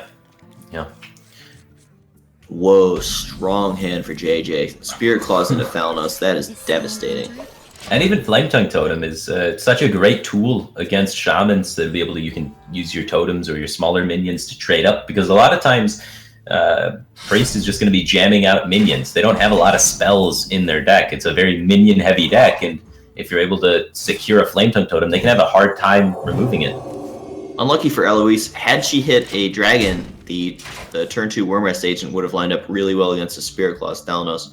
Powered Shield on Nourisher Cleric also does okay, but it's obviously it's not quite the same as fully curving out. Potion of Madness, though, is going to be an excellent pickup for Eloise here, because you can see that Thalnos in JJ's hand. That's going to come down at some point, and if Eloise still has the potion saved up, she can steal the Thalnos and potentially kill it off into something else, meaning that Eloise draws a card and JJ does not draw a card. It's a 2-for-1 tempo gain, a little bit of chip damage. It could get stopped should JJ have a Stone Claw Totem in the way or something like that.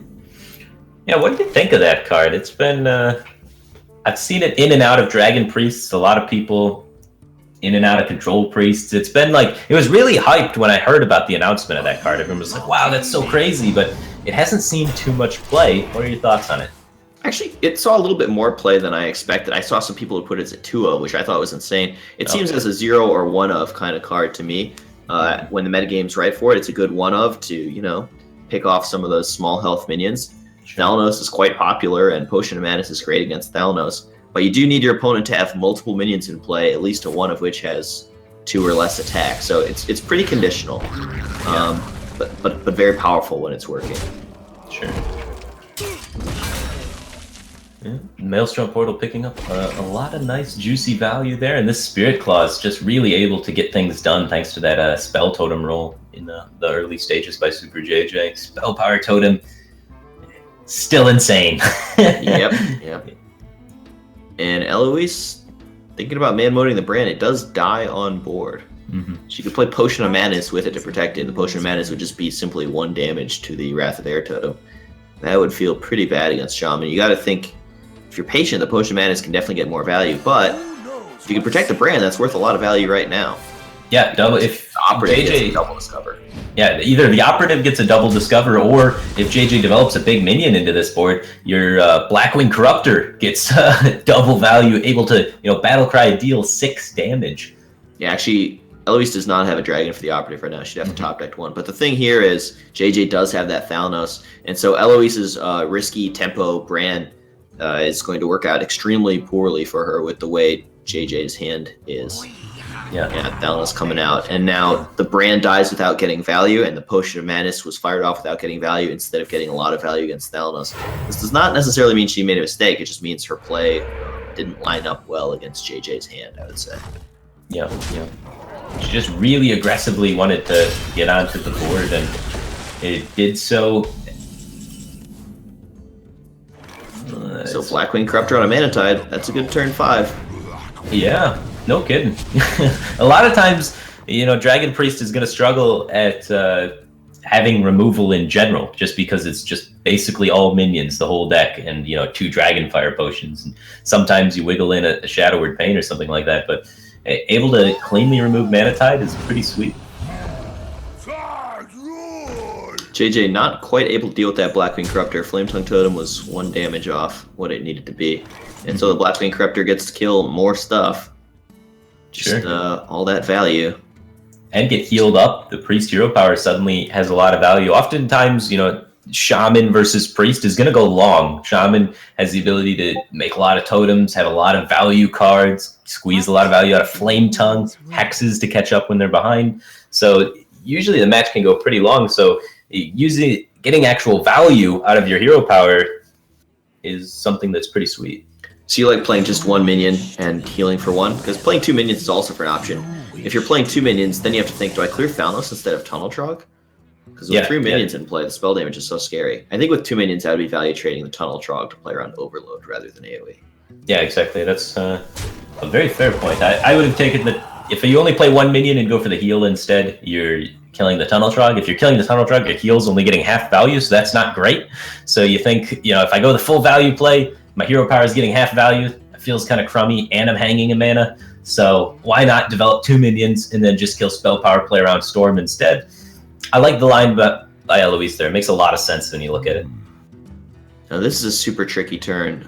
Flame Tongue, Thing from below is an option. How do you position? Is that good?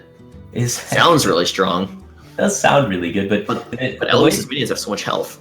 Yeah, and the way the minions are positioned, it's kind of awkward, right? Like the 1/1s in the middle, you really wanted a 2 health thing and a 2 attack minion in the middle so that you could remove the Blackwing Corruptor instead. But was that something he realistically could have anticipated, or is that just kind of how the game panned out? Yeah, it's just kind of how the game panned out, right? And so JJ can remove 2 of the minions if he wants this turn by the sliding of the Flame Tongue. But there's no way to full clear. He could remove the Blackwing Corruptor and the 3/4, but not the 3/7. And the clear on the 3/4 is not super pretty. Well, it sets up to protect both your Flame Tongues nonetheless, and the 3/7, it's just slaughtered on board by the 9/5, so it's not a terrible position. If there's a Shadow or Death, though, JJ's in a lot of trouble, but as we can see, Eloise does not have the Shadow or Death currently. Are you mocking me? So starting with the Worm Stage, it means if this powered shield draws a dragon, there isn't mana to play the operative. Oh, that's so huge! That is a game-defining moment right there. Able to get the Shadow or Death to clean that up. That means the Flame Tongue's going to die. It's not going to get continual value throughout the rest of the entirety of the game. That is so key. Oh, JJ really upset about that.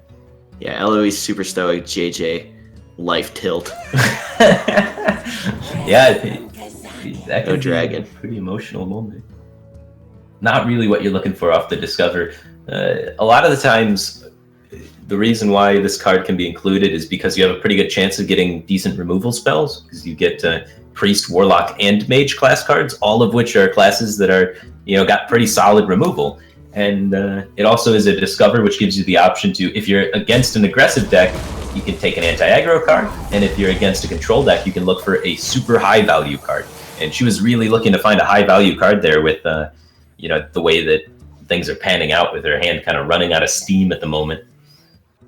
Yeah, kind of a low value Discover in a high value scenario. Mm-hmm. Yeah, so healing up the Wormrest Agent so it doesn't die on board to this Eye of Blackpaw, that's just good Hearthstone fundamentals. Look at what your opponent wants to do next turn and make it work poorly for them. Yeah, exactly. And we can see Super JJ, though, was fortunate enough to find the second Maelstrom portal off the top here, which is going to allow the Blackpaw to trade into the Wormrest Agent and clear it off. But he also just had the Storm already, which can help clean up that 2/2 as well. And healing a minion with the Jinyu Water Speaker. More important to heal a minion for 2 than face for 6. That gives you an idea of, oh, Dragon picked up for Eloise. That enables the Operative, finally. But if you play the Operative, then you can't play the Guardian for value. So one of the two of these dragons isn't working. Obviously, you'd rather have the Operative work than the Twilight Guardian a lot of times, but it is the kind Operative of a situation because of the Blackpaw would just be able to trade into the Operative. Yeah, so Eloise goes for the Twilight Guardian because of how it trades on board. Yeah. So it has to take a reduced value line to make Super JJ's turn more awkward. And I like it. I think it's the correct way to sequence things. And wow, that is actually a really good draw. JJ has exactly 6 mana to Jade Lightning plus Maelstrom Portal and trade in, able to clear the board in its entirety this turn. Yeah, and so this is just very clearly a value game, and JJ is very clearly ahead, but Eloise is not out of it. All she has to do is draw a dragon. This Operative can start doing gross stuff. That's not a dragon, so she's basically passing this entire turn. She can choose to remove the 3/3 if she wants, but it's not that influential. You might want to save the pain for something like a Manatide Totem that gets played by JJ now, because he would have, infinite board to be able to protect it with. I do like the pain here. I think we've seen at least 1 Manatide and 2 Flame Tongues. And we have. So I think I would just go for it personally, but she agrees with you and holds on to it. Yeah, it's a tough situation for sure. How many times can you take 3 damage before it starts getting out of control? How important is having that minion removed from JJ's board to influence your ability to stick a minion? These are questions you don't really know the answer to until he plays all his cards. She does get better value out of the Shadowward Pain for having Hell Edge, kills the 3/6 instead, and rewarded Blackwing Corruptor to kill the 3/3. She took 3 damage and got huge upside of it. Yeah. Excellent patience by her, and good point by you as well. Very much rewarded for it. Yeah, it ended up working out. A lot of times you'll see that scenario pan out where, it doesn't help any, and you just took an extra 3 damage. But a lot of times in these game states, 3 damage doesn't really mean anything. Like, you can take 3 damage a few times just to potentially get a better swing when you're behind. And those are the areas where, got to take some risks, and that's a risk that you can take. And Eloise takes the risk, gets rewarded, puts herself in a slightly better position to come back in this game. Pretty cool to see. Any dragons? Maybe. Maybe. And maybe a dragon, maybe a flame strike. There's a high value 7/9. Yeah. I mean, Ice Block and Circle of Healing are just not very good here. Ice Block buying our turn doesn't ever win her the game with the way this game's playing out. It's not like she has Pyroblast to finish things off with that extra turn. Yeah, it does a whole lot of nothing, and there's not usually Alkali Soul Priest in the Dragon Priest, so this Circle of Healing doesn't do too much, but there's a lot of damage cooking on the board. That is 11 power from JJ's side. He is Could going be to time to 5-6. There's some consideration to just playing the Draconid Operative. You have more value in hand from the Cruel, and you're really close to dying. Yeah, exactly. Like, if you play the 5-6 there, maybe you have enough time to get the Cruel out. But Eloise is fully committed to needing the value to catch up on board, so she's going to hold on to it. JJ looking at some trades. He's worried about the 5-4 value trading a Totem Golem and the 2-2 value trading the Searing Totem. Now that he has the Hex in hand, he's not really worried about whatever Eloise discovered. Even if it's a big minion that tries to swing the game back, he's going to have time. Actually, that Dragonfire Potion does not clear the Azure Drake, and it does pop that egg, drawing JJ a card. JJ doesn't have any Flame Tongues left to pop that egg, so his hand just kind of neatly plays around Dragonfire Potion. Yeah. Or his board, rather. Azure Drake has been the death of Priest since the beginning, and it continues to be the death of Priest, even with the new powerful Priest cards added. Dragonfire Potion cannot deal with Azure Drake. Priest has no answer to Azure Drake. It's so crazy to see. Since 2014, that's been the thing. Azure Drake just destroys Priest. Originally, it was just a 4-4. Now it's a 4-4 dragon. It just continues. Yeah, Azure Drake is just so troll when you're playing Priest. It's like, oh, why? A hard count. Hard to be Babbling Book, right? Just grinning at you like, ha ha ha, XD, you can't beat me. So Eloise running the numbers. Can I play this Cruel and survive? Is this really what I got to do? She kind of smells the Hex a little bit, feels bad about it. Yeah, like JJ did not play the card that he drew last turn, so that can only mean two things. Either it's a Hex or it's damage, and both of those are bad news. So, Manatide seems really good here. You do miss a totem due to lack of board space. Does it overcommit into Dragonfire Potion? Not really. You don't mind the potion too much. Yeah. It replaces itself, and you get a lot of damage through this turn. You're able to push for 10, so Dragonfire Potion comes down. You get to connect for another 4. It's not too bad. Yeah, Eloise needs... it's hard to think of a card, to be honest. It's a dragon, but it's pretty late. Yeah. Bookworm just does not kill Azure Drake. And JJ's got, the additional card here to help him reload, so he's going to have 3 cards in hand to be able to reload onto this board. What can Operative discover? Maybe like a Jade Lightning? Oh wow, that's a 5/5. Elemental Nice. Destruction? Holds back the Tunnel Trog, playing around another Dragonfire Potion. Okay. That's fair. I mean, she needs another Dragonfire Potion right here if she's going to win the game. Maybe she can discover Chillmaw and hope for no second Hex. Is that enough to get the job done? Then she's only taking 5. So Chillmaw saves her here. Well, Chillmaw would theoretically save her if it Yeah. weren't for JJ's Hex. Exactly, But yeah. she is quite dead now. Yeah. Maybe Operative into Healing Wave? You think JJ has one of those? Probably not in a Genie Water Speaker deck. There's not much reason to play Healing Wave in mid-shaman now that you have just a much better option for healing. You can get Feral Spirits off the Operative, potentially. Okay.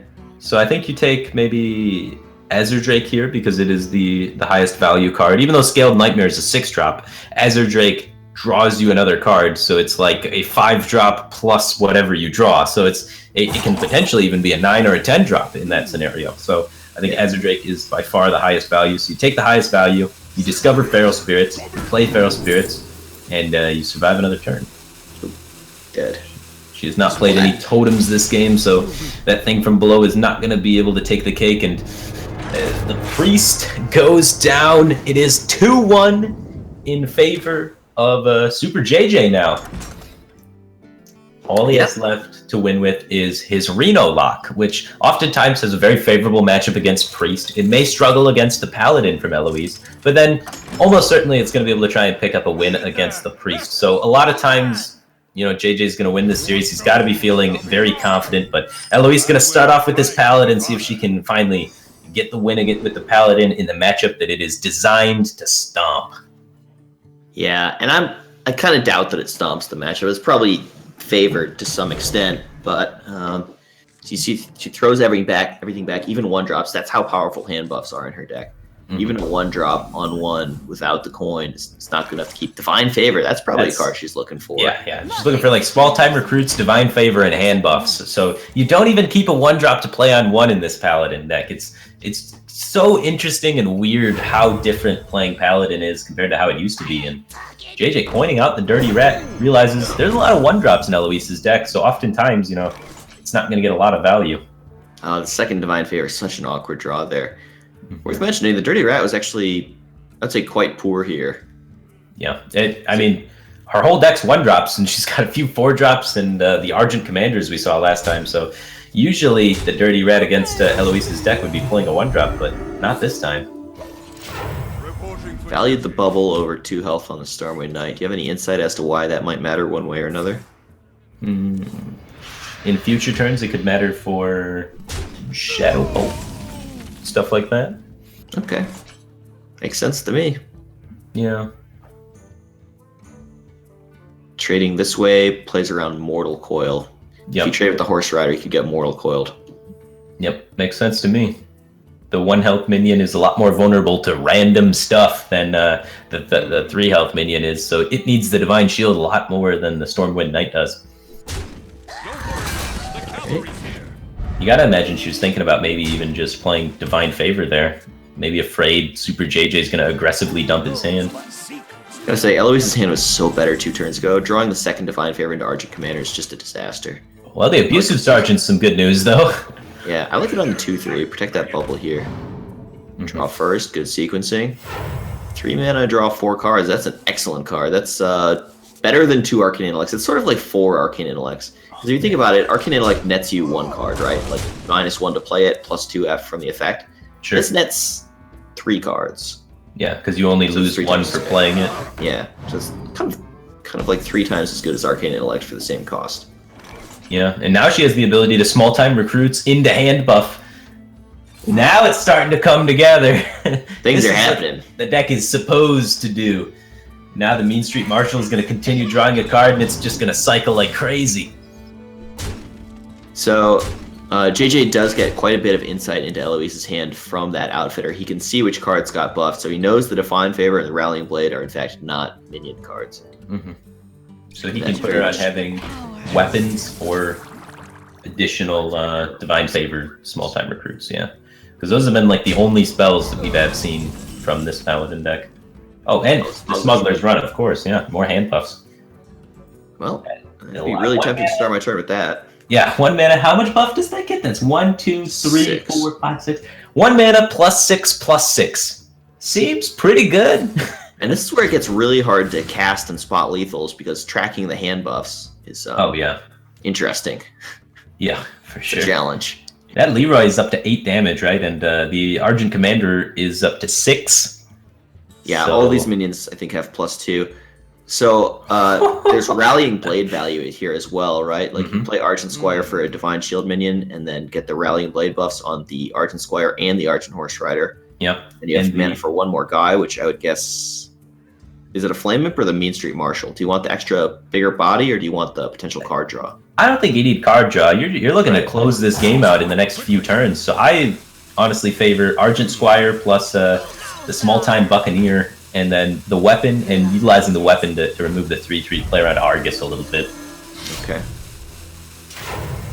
Yeah. I was pretty tempted to go for the Mean Street Marshal just because I feel like the board is pretty big and I just kind of want something more resilient. Like I don't necessarily need a bigger body on board right now. But I think there's arguments both ways. Mm-hmm. Well, my argument is, JJ needs to play Reno or he's dead. Like, okay. look at the damage. You have 11 out of hand, and then you have a 4/4 Divine Shield and a 3/2 Divine Shield. So even if JJ was to use Shadow Flame, for example, to clear the board, so he trades in the 4/5 into the 4/4 Shadow Flames, it clears all the board except the 3 damage there. 8 + 3 + 3, that's lethal. So you have lethal through any sort of AoE. So if AoE happens, it doesn't matter. So the only way that JJ lives is going to be through Reno Jackson. So you want the most pressure out there through Reno Jackson since you have lethal. Unless JJ goes, trade in the 4-5 into the 4-4 Mortal Coil, the 3-2, then Shadow Flame. That's the only way to stop your lethal, right? Yeah, that's a good point. I really like your reasoning there. There are some, I think, obscure ways to stop the lethal, like maybe secondhand bruiser and like MC Tech stealing a charger. Okay, yeah, that could get weird, sure. But like, but for the most part, I think what you said is correct. The most likely way that he doesn't die is Reno, and the way you play around that is by just playing the biggest dude. Exactly. Absolutely correct. Ooh, more damage. The 9 damage Leroy. And this is, you play Paladin sometimes, and this happens, and you're like, all right, Paladin's good. Paladin has to be just good. Lethal. Yeah, so it's so crazy that the Paladin archetypes and the Paladin decks, is so crazy inconsistent. Sometimes it beats everything and is so insanely strong and unstoppable, and then other times it's been like what we've seen with Eloise's hands in the earlier stages, where it's done basically nothing and just kind of curled over and died. So I think Paladin's going to be broken eventually. I think there's got to be a Paladin build out there somewhere. Someone's going to discover it, and the mean streets is Paladin's time to shine later on. I just think... I was having so much fun trying to build that Paladin deck when I was working on it. Like, I literally crafted Lore Walker Cho. I was looking at... you have to reevaluate everything, because minions just become so much better in that deck, and minions that do things become really interesting. And Lore Walker Cho becomes interesting because you have so few spells in the deck. And you can buff it up, so the fact that it's an 0-4 going to like a 1-5 becomes way less vulnerable. Nat Pagel is something I tried as well. Nat Pagel, you get the 0-4 into the 1-5, it can potentially stick on the board a lot easier and is pretty powerful as well. It's pretty crazy. I'm really fascinated by Paladin. It's got to be my favorite class to play around with right now. So I'm happy Eloise brought it. We see her hold back the Northshire Cleric here, wants to save it for guaranteed value later on. A lot of times, Reno Lock's not going to play minions out there into the Northshire Cleric if it's present. Right. But if it's not present, sometimes they'll play Dark Peddler, and then you can get some surprise value. Yeah, I would have slammed it, but now that I think about it, I kind of like her decision, because it plays around things like Hellfire in the future, and Second Rate Bruiser is a new card that she's playing around a little bit. Like, do you really want a one-attack minion out there enabling Second Rate Bruiser? That's feels bad, man. Yeah. Decision point here. Gotta look at the curve. This is tough. I definitely don't like Chilma. I just hate Chilma and Dragon Priest. You can't do Chilma. Oh my gosh. It's such a liability, because now the Reno Lock board clears are so much more powerful, because Reno Lock's not trying to outboard control you. They're trying to react to you, remove all of your stuff, and then win the game when you have no stuff left. Yeah. Well, that's going to make it a lot easier for Reno Lock to get rid of all of your things. I was even considering maybe just Malagos there. Yeah, I was between Malagos and Twilight Whelp. I was trying to figure out whether I needed a big boy or pressure. To Eloise's defense, though, it does fit the curve very nicely. If she doesn't draw any more top end after this, draws a bunch of utility spells, curves out all the way to Chilma, has no dragons in hand, it's really strong. Look at this Discover. Mind Control or Forgotten Torch. Do you need early removal or just a late game bomb? This is the power of the Discover mechanic, right? In a control matchup, Mind Control just like completely won the game here. And in other matchups, Forgotten Torch is a fine card. Exactly, yeah. It's pretty crazy. And he's going to go with the Forgotten Torch. He wants the additional removal. Oftentimes, the late game of Reno Lock is basically unstoppable for Priest. Like, they just can't deal with the late game power that Reno Lock can present. So you don't really need the mind control on top of it. He just needs to make sure that he does not die before he gets to that point. And Forgotten Torch can help him with that. Yeah, it gets the Northshire Cleric out of Hellfire range. I like it. And Forgotten Torch range, evidently. Yeah, that's the real reason. She just knows. Do you think JJ would have played out that Discover minion had Eloise developed the girl, or do you think he would have held it to play around the potential draw from Northshire Cleric? Oh, I think he would have for sure held it, just play around the draw, right? He had a bunch of other options that turn. So by holding on to the Northshire Cleric, Eloise has gotten herself an additional draw. Cool. It's nice to see that that foresight getting rewarded. Yeah, because then they assume, maybe they don't have it. So I'm just going to play the most powerful play for me. And sometimes it turns out they're hiding it. And the most powerful play for you is not the best play on the turn. Dance with me. And so that Discover kind of showed the difference between discovering neutrals and 1-mana cards versus discovering 3 class cards. Obviously, the class cards are just much more powerful, but Potion of Madness, man, what a pickup. If she uses it, it means she could still draw a card. If you just bump the 1/3 or the 1/5 into something, you can still Potion of Madness and heal one of your guys to draw. Blackwing Corruptor is the on-curve play, but is that really what you want to do here? You probably have enough pressure. He's only got 4 power in play. I like going with the on-curve play of either the Corruptor or the Operative.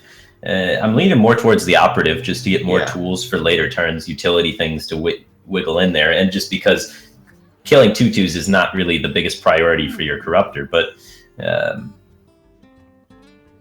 I think you need more pressure. Reno Lock's going to kill you if the game goes long, and you don't want the game to go long. So, important note with this Discover, she knows none of these cards are in JJ's hand, and there are some pretty key ones in there. Abyssal Enforcer is one of the AoEs. Shadow Flame is another one of the AoEs. So you can start kind of getting the picture that, maybe he doesn't have a big board sweeper, and you can just zerg him down in time.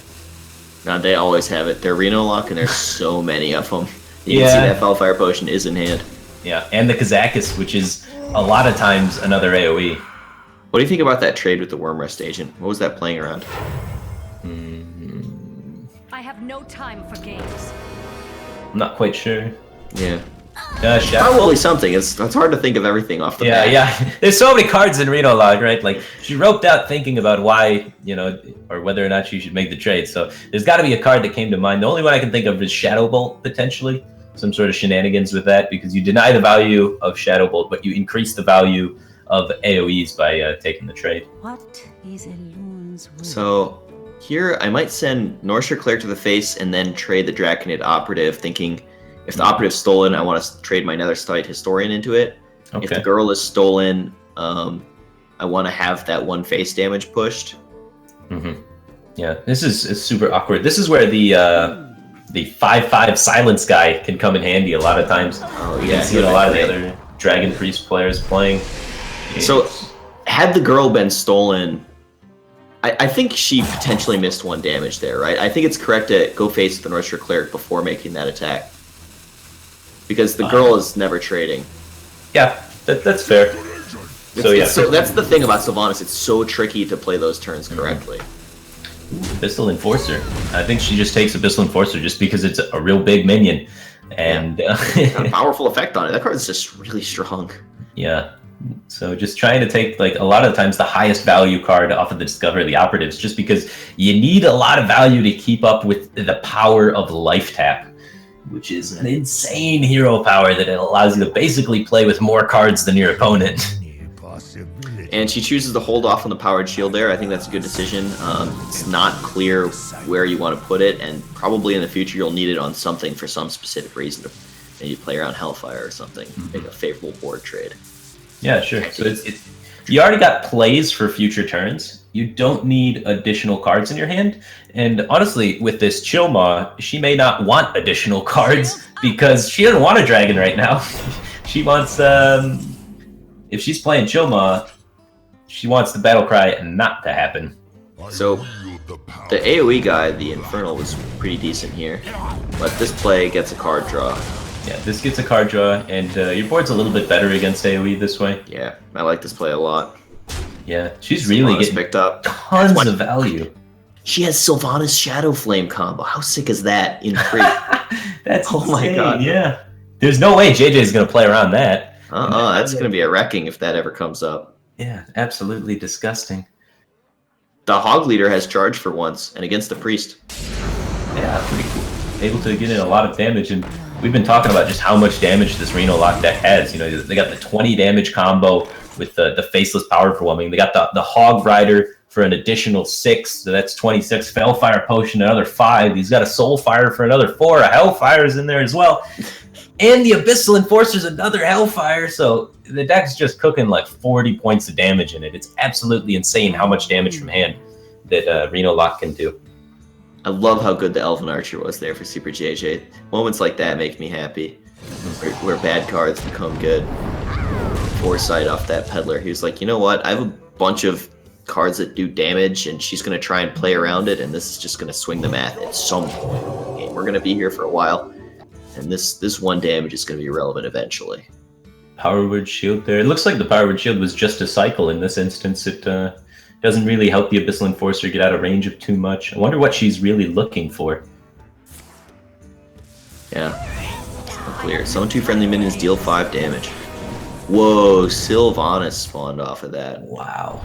That's disgusting. It might have to force Eloise to take a reactionary turn and just Dragonfire Potion this away. Yeah, and she can still develop at least a Wormrest Agent, maybe a Northshire Cleric to go alongside it. Although I think probably saving the Northshire Cleric for when it's getting value. Mm-hmm. Yeah, we saw how much work saving the first one did. That guy drew, was it 4 cards maybe even? Like, it was huge. Yeah, that girl was good. Mm-hmm. I like this Dragonfire Potion quite a bit. She still has access to Sylvanas Shadow Flame for future turns, so... And, like, her being significantly far behind on board like this is kind of rare against Reno Lock, so I think this is a great spot for the Dragonfire Potion. There's some argument for a 3-4 instead of a 2-4 taunt, it's just bigger, but I like saving it for the Battlecry value. Okay, sure.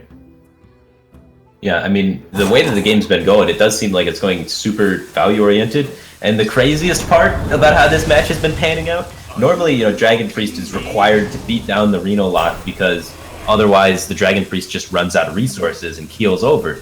Well, Dragon Priest right now has more cards than Reno Lock has, and has more value in hand with Sylvanas and Rathion to draw cards, and Chilma being, a huge body, which is definitely, we keep saying it's unique, but we actually saw earlier on, Life Coach, I want to bring up his match. He played a Dragon Priest in such a way that he had like a bad opening and couldn't put out a lot of pressure on the Reno Lock, and he committed with his Discover super early on to taking it long game and almost fatigued a Reno Lock. So it is possible for Dragon Priest to kind of take the other way with it if they get certain options off their Discover, and that's got to be a point now where Eloise has to be thinking, maybe I stop going for this pressure plan and I just try and outvalue Super JJ. Maybe that's what she was thinking when she took that Chilmaw, like 20 turns ago. Well, 20 turns ago. Yeah. Well, yeah, it's super planning for the super late game, right? Mm-hmm. It comes down to that. that. Rathion in hand as well. That's 2 different taunts. Yeah.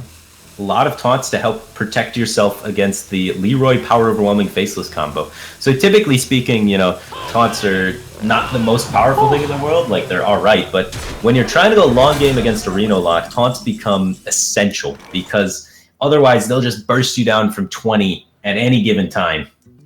The Hog Leader did it. He finally charged in there. Good job, buddy. Good job. So many players have included that card, and it has been... Wow, 3 draws! High perfect number. Any more would have been overdrawn burned cards. Wow. Literal nut perfect. Like, wow. And this brand, if she's going for the value game, she needs to save this brand to combine with the Cabal card there to be able to, fish for additional, Mage, Priest, or... That's so powerful. She could find some burn spells to finish off JJ when he's not expecting it. I really like the Talon Priest here, protecting the Rathion from the onboard trade. Oh, most definitely. Do you see another play? Maybe she's doing some misdirection. Maybe she's thinking about whether to play a Twilight Whelp out. Okay, yeah, true. Think about your entire turn before you start doing stuff. So she does have some hand size issues coming up, right, with like Brand Courier. So even though the Twilight Whelp feels like an overextension, it might be a reasonable option just to get the hand size down. She played around that MC tech though. It's pretty deep in Super JJ's deck now. Like, the game's been going on for a while, so there is definitely a very solid chance that he has MC tech in there. So I like Eloise taking the full turn of the time there, letting rope hit, thinking about whether or not you want to commit this Whelp. Plays around the MC tech quite nicely. This is just a beautiful game of Hearthstone so far, I gotta say. So many decisions being made, so many options on both sides, so many good decisions being made too. Oh, yeah. Just constantly getting rewarded on both sides for, taking the not obvious play. So what the heck does JJ do here? My instinct is to tap, but actually, it's quite an awkward turn. She's really making things tough for him. Like, his life total is low enough that something like tap, Twilight Drake, Faceless Shambler is scary. Yeah, especially when you think about the potentials of Cabal Couriers being in her hand. We've seen them. Shadow Flame. Well, you can't really play around that, but No. we've definitely seen the couriers already have been played in previous matches with this priest, so you got to be afraid of them a little bit. Super JJ going face with the 6-4. He wants to start getting close to setting up lethal damage. Yeah, he doesn't have the Leroy or any of that burst in hand, but Eloise doesn't know that. So by going face, it's a value smork, but also it just kind of like, it's misdirection, right? Sure. It does a lot of things. I think also one of the reasons why he goes face there is because Eloise, she had a full hand with a lot of resources, but she committed Rathion. And now, as from Super JJ's position, he's got to be thinking, why is she playing Rathion here? Either all of the cards in her hand are junk, which was kind of true at the time, or maybe she's already afraid of damage and wants to start getting taunts out because that is a taunt. So if he can continue reinforcing that fear she already has of the Leroy combo, then she's going to Vaporize stops the Leroy combo. And Ronan is disgusting. That is ultimate value for late game. That's so sick. But it not only does it stop the Leroy combo, it also kills a 6-4 right now on board. So like, if Super JJ continues going with the line of smorking, and she plays around mind control tech yet again. What if Dirty Rat pulls out Ronan? How bad is JJ gonna feel? And then he can take it though with mind Oh, control. with MC Tech? Yeah, he's got the Dirty Rat MC Tech combo. When you try and play around MC Tech, sometimes they Dirty Rat you. So JJ is thinking about that secret. He knows it's not a random secret. It's a secret she deliberately picked and played here. So things like Vaporize and Ice Block make a lot of sense to try and play around the combo. And that's part of why he's trading. Mirror Entity makes a lot of sense too. That's a scary card a lot of the times. Like, just if you think about what's the highest value secret in the game, in any generic scenario, it's going to be Mirror Entity most of the time. He just tested Effigy with that attack. So both players are kind of like keeping track of what secrets have been tested to try and gain insight as to how their opponent will play. Yeah. That's one of the things people don't always realize about secrets is when you play a secret, you should be tracking what your opponent has tested to pay attention to like how they're going to play in future turns. Sure, yeah. And then you know the interactions a little bit better. There has been no Emperor Thorsan played from Super JJ yet, so Eloise is safe to play Ronan. The maximum amount of damage that Super JJ can do from hand is 12, and she has the Vaporize, which stops the Reno Jackson, so she cannot die from this board state as long as she kills the 6-2. The maximum is 12? Mm-hmm. Are you saying from looking at the hand, or I guess. what about like Leroy Powerful Woman Soulfire? That's 14. Okay, 14, sure. Yeah. You're right. Yeah, so the maximum is 14 then. But she doesn't know he has Soulfire. Soulfire was discovered earlier on. Right. So Yeah, it's an unlikely scenario. Yeah, the Soulfire. Now, if he ever plays that imp, he's got to wonder, did she discover a Leroy from my deck? Yeah, that because he hasn't drawn. Oh, now he's finally drawn it. There But it is. operatives were played earlier on in the game, right? So both operatives had the ability to potentially discover Leroy, and that's an interaction that Super JJ is familiar with now. After Yeah, day Operative one. Shadow Flame has been sitting in Eloise's hand the entire game, much like a Leroy would sit in her hand the entire game. So it's a little bit scary. So yeah, he could probably just like never play that imp, because if you play that imp, that's going to summon 2 whelps, each whelp dealing 10 damage, then Leroy able to connect to your face for 6 damage. So that's a very scary card to play out on the field, but he's getting kind of desperate to do something here with the Ronin on the field, threatening to give Eloise 9 damage worth of burst. By the way, if this Ronin dies, Eloise does overdraw 1 card. Okay. How relevant is that? It's a card. Yeah, you lose a card, but it's probably not. This game's not going to fatigue. It's just Yeah. a tiny bit of missed value. JJ is really looking for ways to set up the kill. Ideally, he feels like this the priest has drawn so many cards, discovered so many cards. The Ronin, it's not like a game where you can just easily outvalue the Dragon Priest. He kind of has to get aggressive and find a way to win. Maybe that's why he went for the Emperor there. Makes sense. Trying to get that aggro setup. Now, Eloise, seeing that Emperor, she's suddenly pretty scared for her life. She knows all about that Leroy Jenkins combo. So this is a turn where she's probably going to put up some taunt, or multiple taunts even. For sure, yeah. And if you're putting up taunts, it makes it kind of awkward to deal with the Emperor. And if it's awkward to deal with the Emperor and you got to trade the 7/7 into the Emperor, suddenly your board's really weak to AoEs. So this is a really good time for the Emperor from Super JJ, actually. Forces Eloise to taunt and forces her to play into AoE if she wants to deal with it. Now, do you think one taunt is enough? Like, does Twilight Guardian stop enough lethals when you heal yourself to 18? What if there's like a 5-mana Fellfire Potion, a 0-mana Mortal Coil, And a the Leroy power. still one off? So Alright. one Twilight Guardian is kind of enough. Mm-hmm. Yeah. And you don't really want to extend both your taunts into the same AoE. Oh, wow. She's going to heal the Ronin, though. So then in that instance, the Fellfire Potion, Leroy, Power Overwhelming stuff would kill her, right? So, it's still one off, It's still right? one off, yeah. Mm-hmm. But she is committing both of the taunts. It's pretty aggressive into the AoE here. Oh, the Bran plus Mind Control tech has a pretty good chance of stealing this Ronin. Yeah, that's good. Yeah. You ever start with Twilight Drake? I like the flexibility of being able to... Oh, didn't steal a Ronin is taunt though. taken. Holy smokes! You don't need to steal the taunt now. You got What the about Leroy. Shadow Flame? Yeah, you can Shadow Flame away on the Ronin this turn, right? Yeah, and you'd have the perfect hand size. You'd have 9 cards, no overdraw. And then you can play the Drake afterwards, and it's giant. It's even bigger than before. Does he have 6 mana still? Yeah, 6 mana. Okay.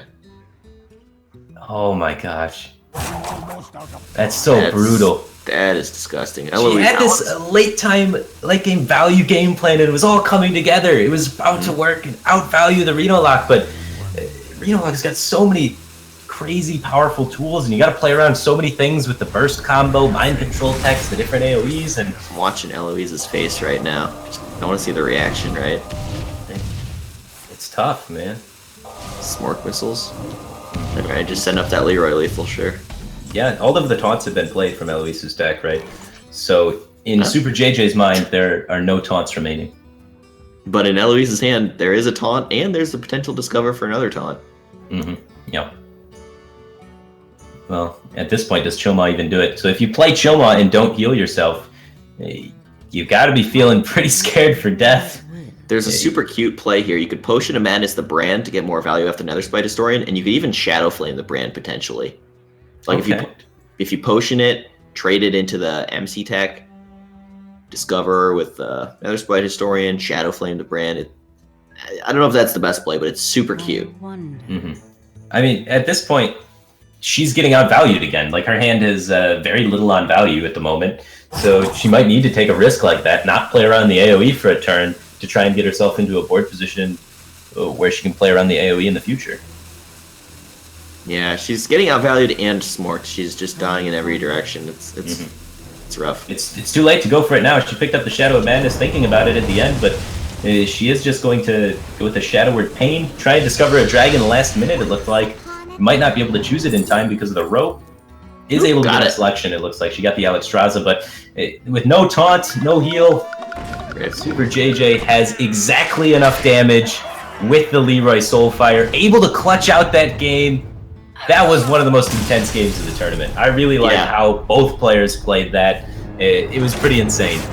I think that was my favorite game of the tournament so far. That was so good. That was cool. It was a great opening from both sides. The Priest originally had this aggressive game plan going into it, but the Discover at the beginning, we both said, Chilma, never take Chilma. Chilma's, it makes your board so vulnerable, but we don't know what we're talking about, obviously. Yeah. Eloise takes the Chilma, which then gives her the ability to, as the game progresses, transition from the standard Dragon Priest route of just onboard pressure into the defensive control value game route because she has enough taunts to justify going for that line, and the line almost pans out, but Super JJ is able to come back just barely with Mind Control Tech brand combo, stealing a Ronin. Like, you never see that every day, and that all started with a decision on turn 2 of the game by Eloise, taking the minion that the dumb casters said, never take that minion, because it doesn't fit the main game plan. But sometimes the game plan's got to switch, and that's the perfect minion for when you switch the game plan there. So I thought Eloise played that extremely well, and Super JJ played that extremely well. It came out to a 2-2 series, and then one player had to be defeated. Eloise is knocked out of BatStone 2, and Super JJ continues on to verse the winner of VLPS and Purple.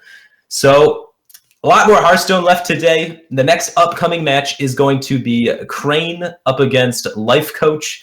But before we get into that, we are going to go to a quick break while we get the cameras set up and all that good stuff. But we'll be right back giving you some more action. Stay tuned.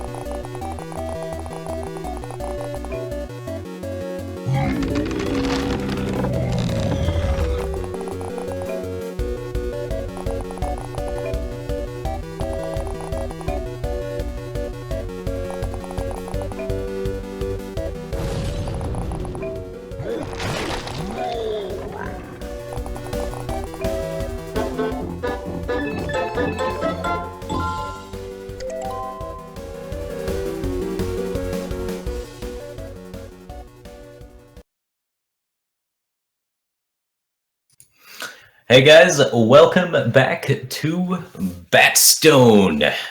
We just saw one of the most epic matches of the day between Eloise and Super JJ, and now we're going to keep on rolling. The next match we have for you guys is Crane versus Life Coach.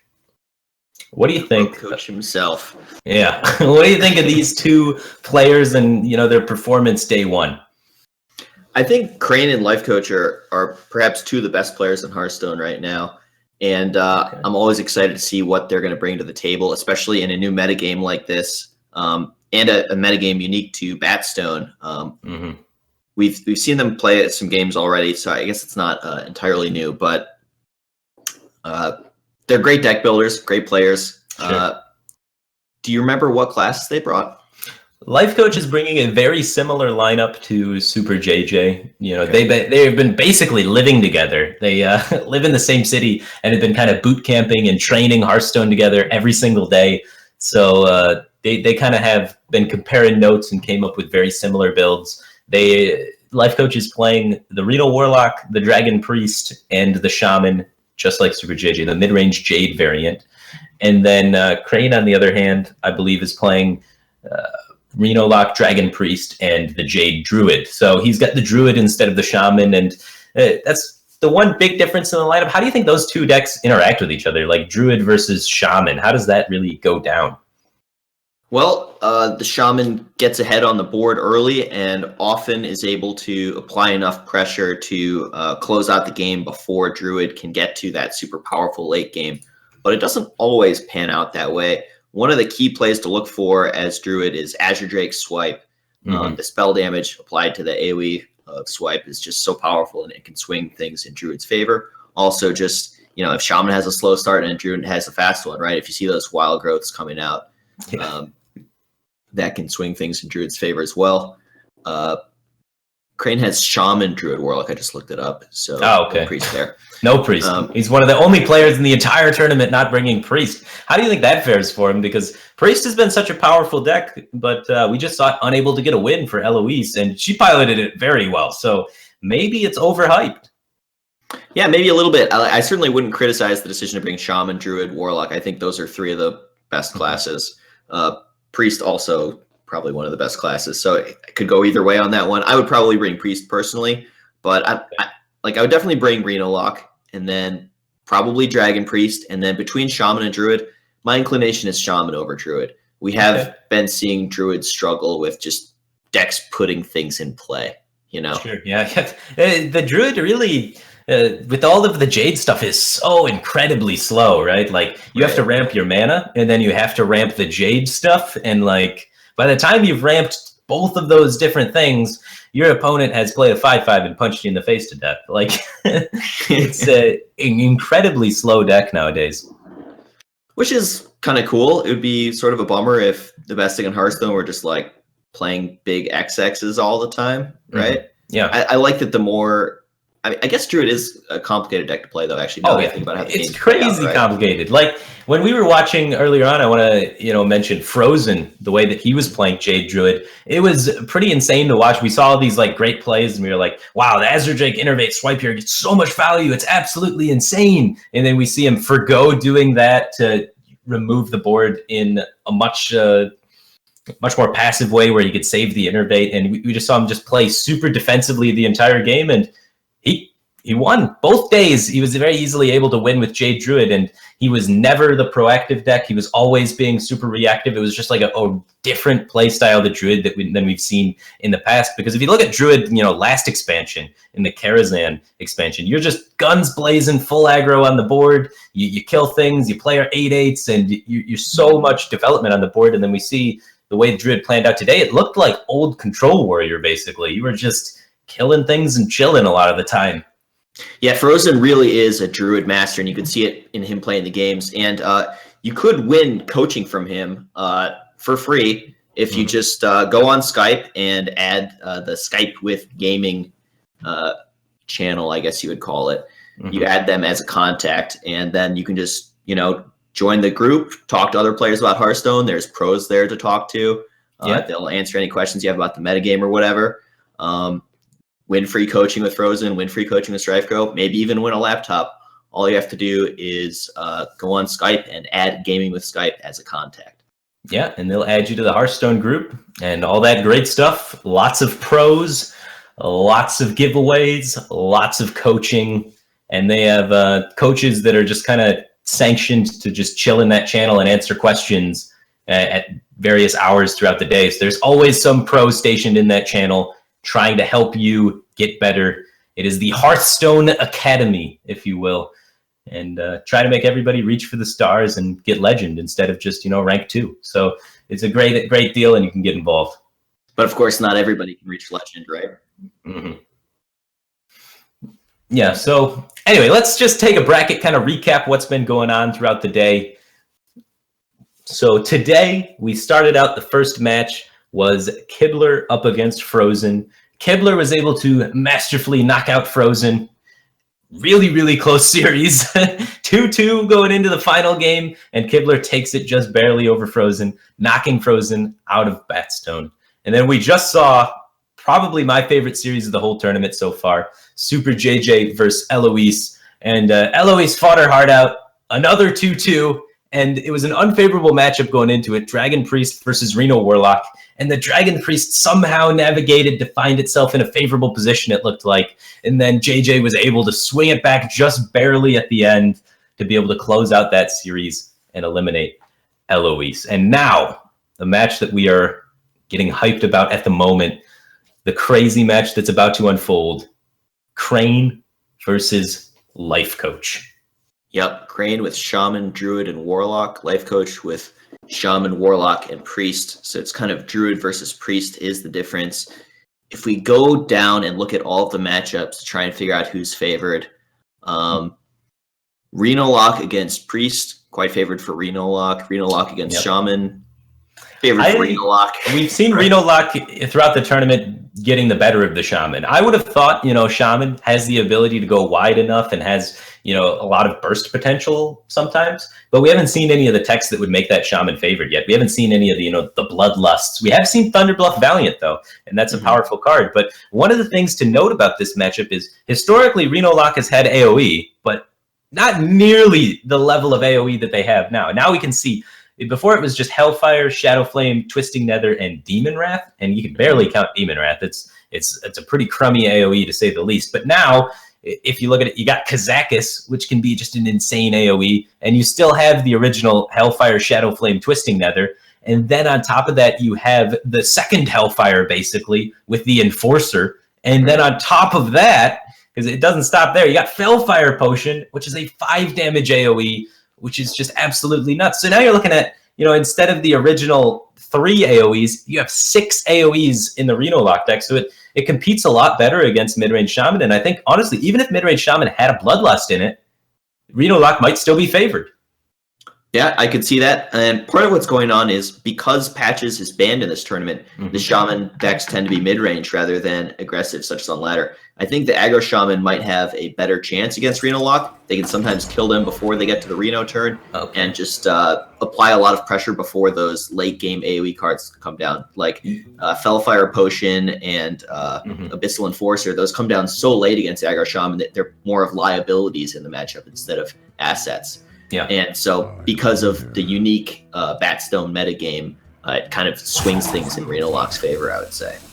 All right. Well, we've had a little bit of trouble trying to get Life Coach's cam to work, but we've said screw the cameras and we're just getting into the game. Enough of this boring talkstone. Let's get into the action here. His rope's working just fine.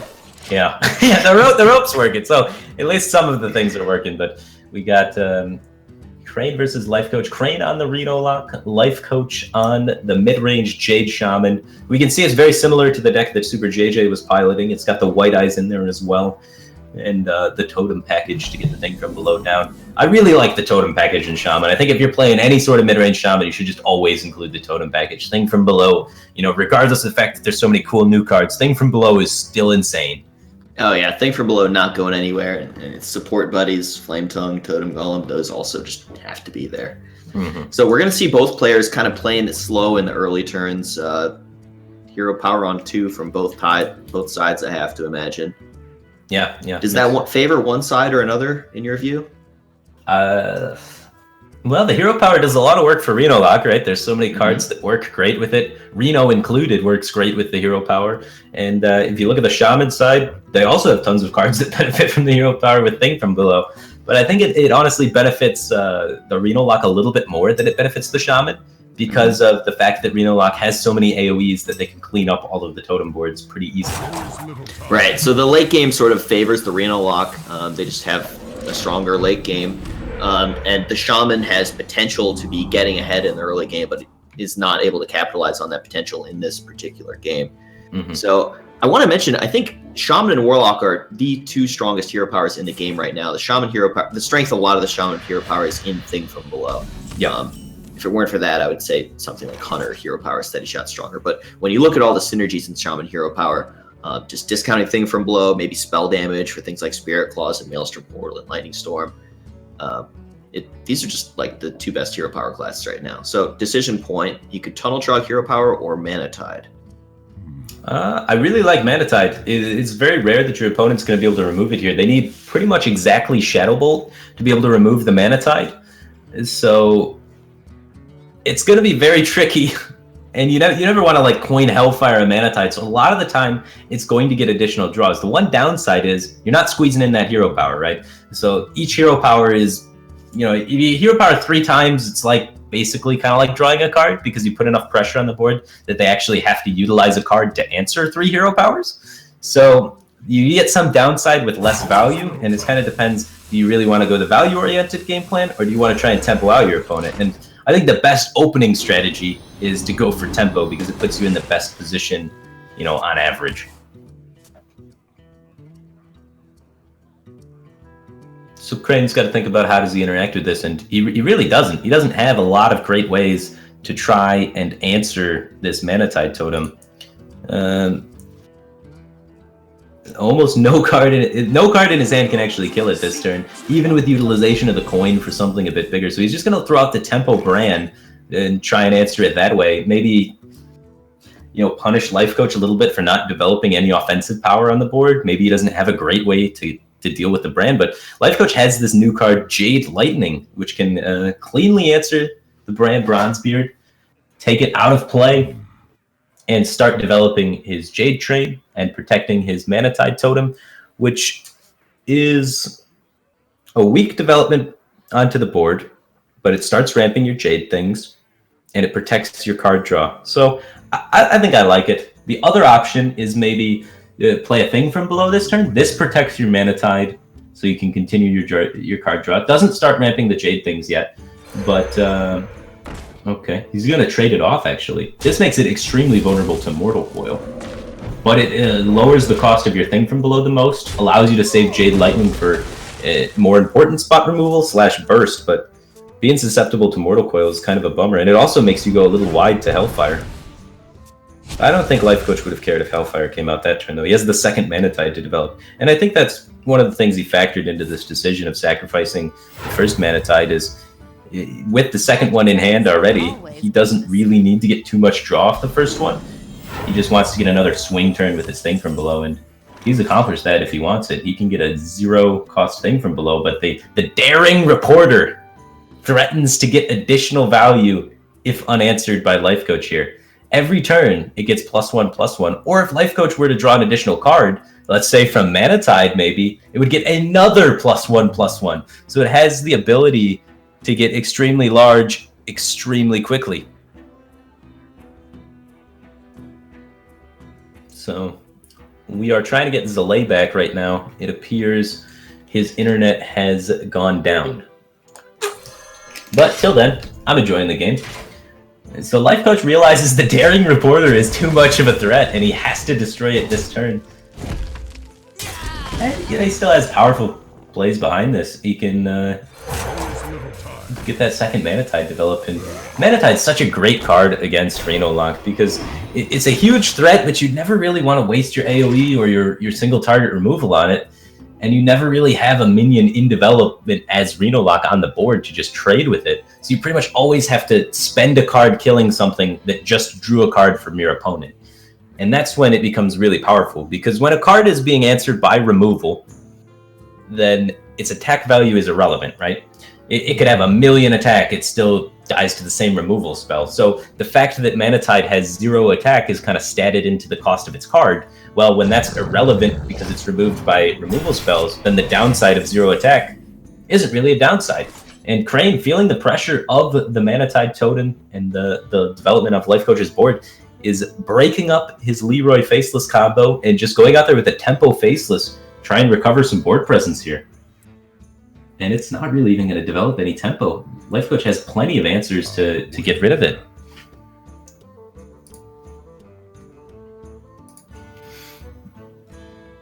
Not to mention just trading into it if he really wants to. The problem with trading into it, right, the Life Coach really needs to think about, is if he were to trade in the 7/5 into the 5/5, all of the minions remaining on his board are going to be extremely weak to the AoE abilities from Reno Lock. And there are so many AoE abilities from Reno Lock. But at the same time, he's already kind of identified that there's no Hellfire present by Crane not using it the previous turn. So maybe the only AoE he wants to play around is going to be the Fellfire Potion. So trading it has some merits there. So it's so complicated playing against Reno Lock. There's so many different variables with how they can remove the board. But Life Coach chooses to take the most aggressive stance he could have possibly taken this turn. He gets the full development out onto the board of the 1-drop from the portal, as well as the Jade Golem minion from the Lightning. He preserves his entire board and the weapon. You know, he's seen that there wasn't AoE earlier. He wants to take the most aggressive stance possible, kind of force Crane to have AoE. If Crane doesn't have AoE, he's maybe forced to Reno at this really awkward time / awkward life total. So I like it how aggressive Life Coach is being, simply because his Manatide's sticking. He can support this aggression, right? He has an Azure Drake in his hand to draw additional cards. He has pretty high value minions with the White Eyes there, and he's drawing additional cards with just the Manatide that's already there. And he's gaining a lot of information by this push. One thing that he gained that's super huge is he knows there's no Fellfire Potion, because there is no way Crane's not blowing up that entire board at that point. So he knows there's no Fellfire Potion. He's fairly certain there's no Hellfire in the hand. So this can support pushing even more aggression if he wants to take it. Okay, and I'm back. Can you hear me? I'm sorry about that. I had some my internet just randomly cut out, and now I guess it's back. It's all good, man. We've been enjoying the game develop here. Basically, Life Coach had 2 mana tides. He was able to finally get the second one to stick, and just judging by the way Crane has reacted to his board, he identified Crane did not have any AoE, and now he's just guns blazing. Yeah, it looks like Crane's in a super tough spot. Can he even hang on for another turn right now? Well, finally his AoE is active. He's got the Dirty Rat plus Power Overwhelming Shadow Flame, not the typical AoE combo you think you gotta play around. There's only, 1 or 2 2-drops in Reno Lock, right? There's just Dirty Rat and Doomsayer for the most part, so it's very rare that they're actually gonna have this combo, so it makes sense that Life Coach wasn't really thinking about it and didn't really play around it in any sort of way, and Crane getting that board clear gives him enough room to maybe get the Reno out later. I want to say that actually is a play that comes up a little bit more often than you might expect. I remember losing a game to that recently.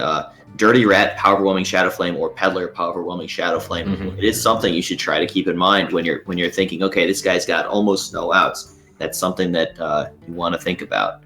So Azure Drake, draw first. I like this sequencing. He's got to figure out how much does he want to commit to the board. Probably as much as possible. Just Totem Golem. Let's go. And SM Orc for 3. You got a J Claws. No, I like holding. Play around Reno? Yeah. Like, at this point, you've seen that he hadn't had any AoEs the previous turns, up until the point where the Shadow Flame was finally launched. So you can pin... basically, 3 cards in his hand are not AoE clears, so you gotta think the most likely way that he's able to stabilize is gonna be Reno. So that's why we see Life Coach hold back the claws here, just making reads on what's in Crane's hand and adjusting his playstyle accordingly. Kazak is such a good pickup for the turn 9 follow-up to this Reno of Kazak's 5-mana potion.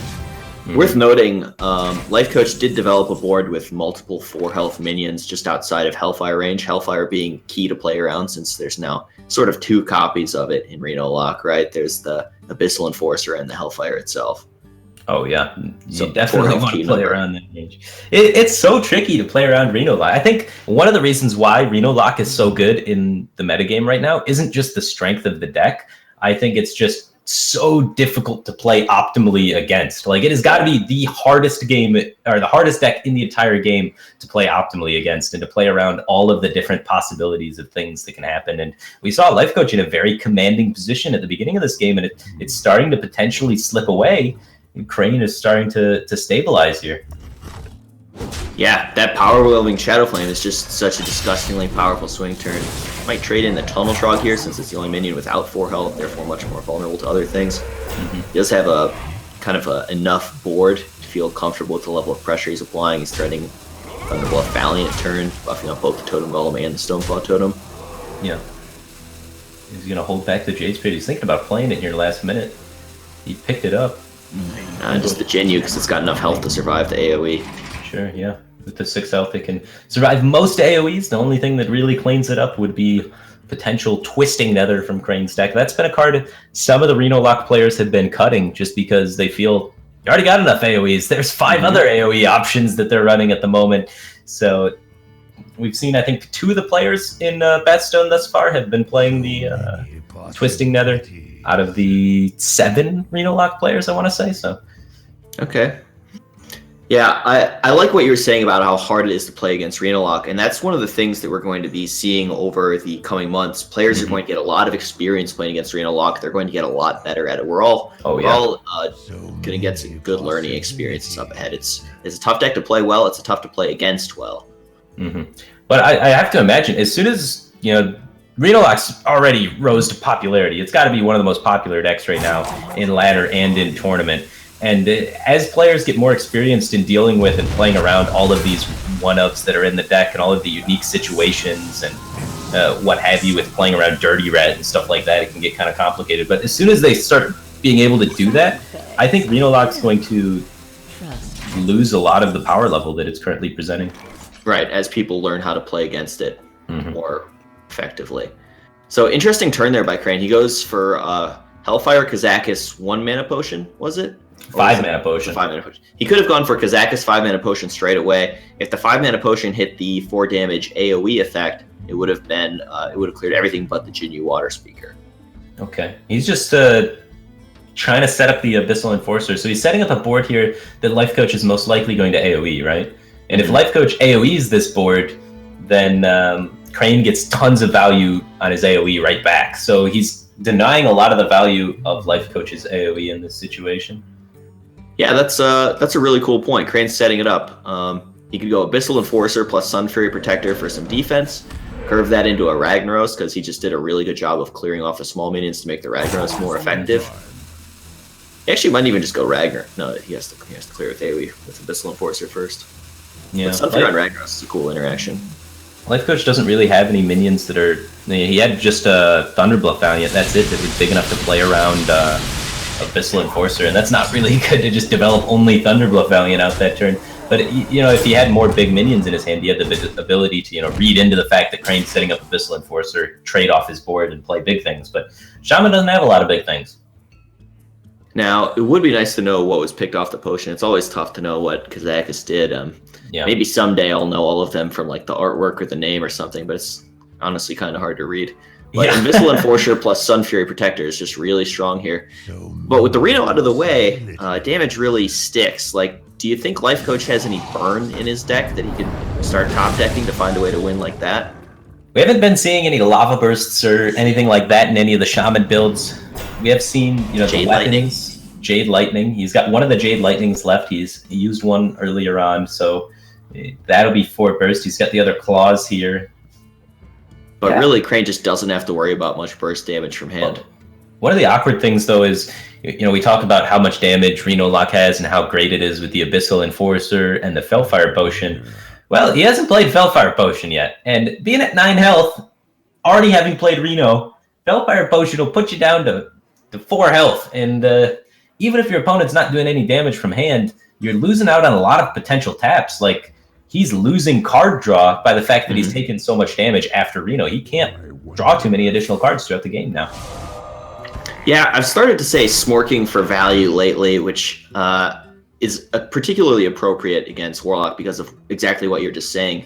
The less life they have, the less they can life tap, and that's less value for them, right? When you trade with your minion to their minion, both minions take damage. But when you go face, you're the only one dealing damage. It's just pure value. Pure value when you go face.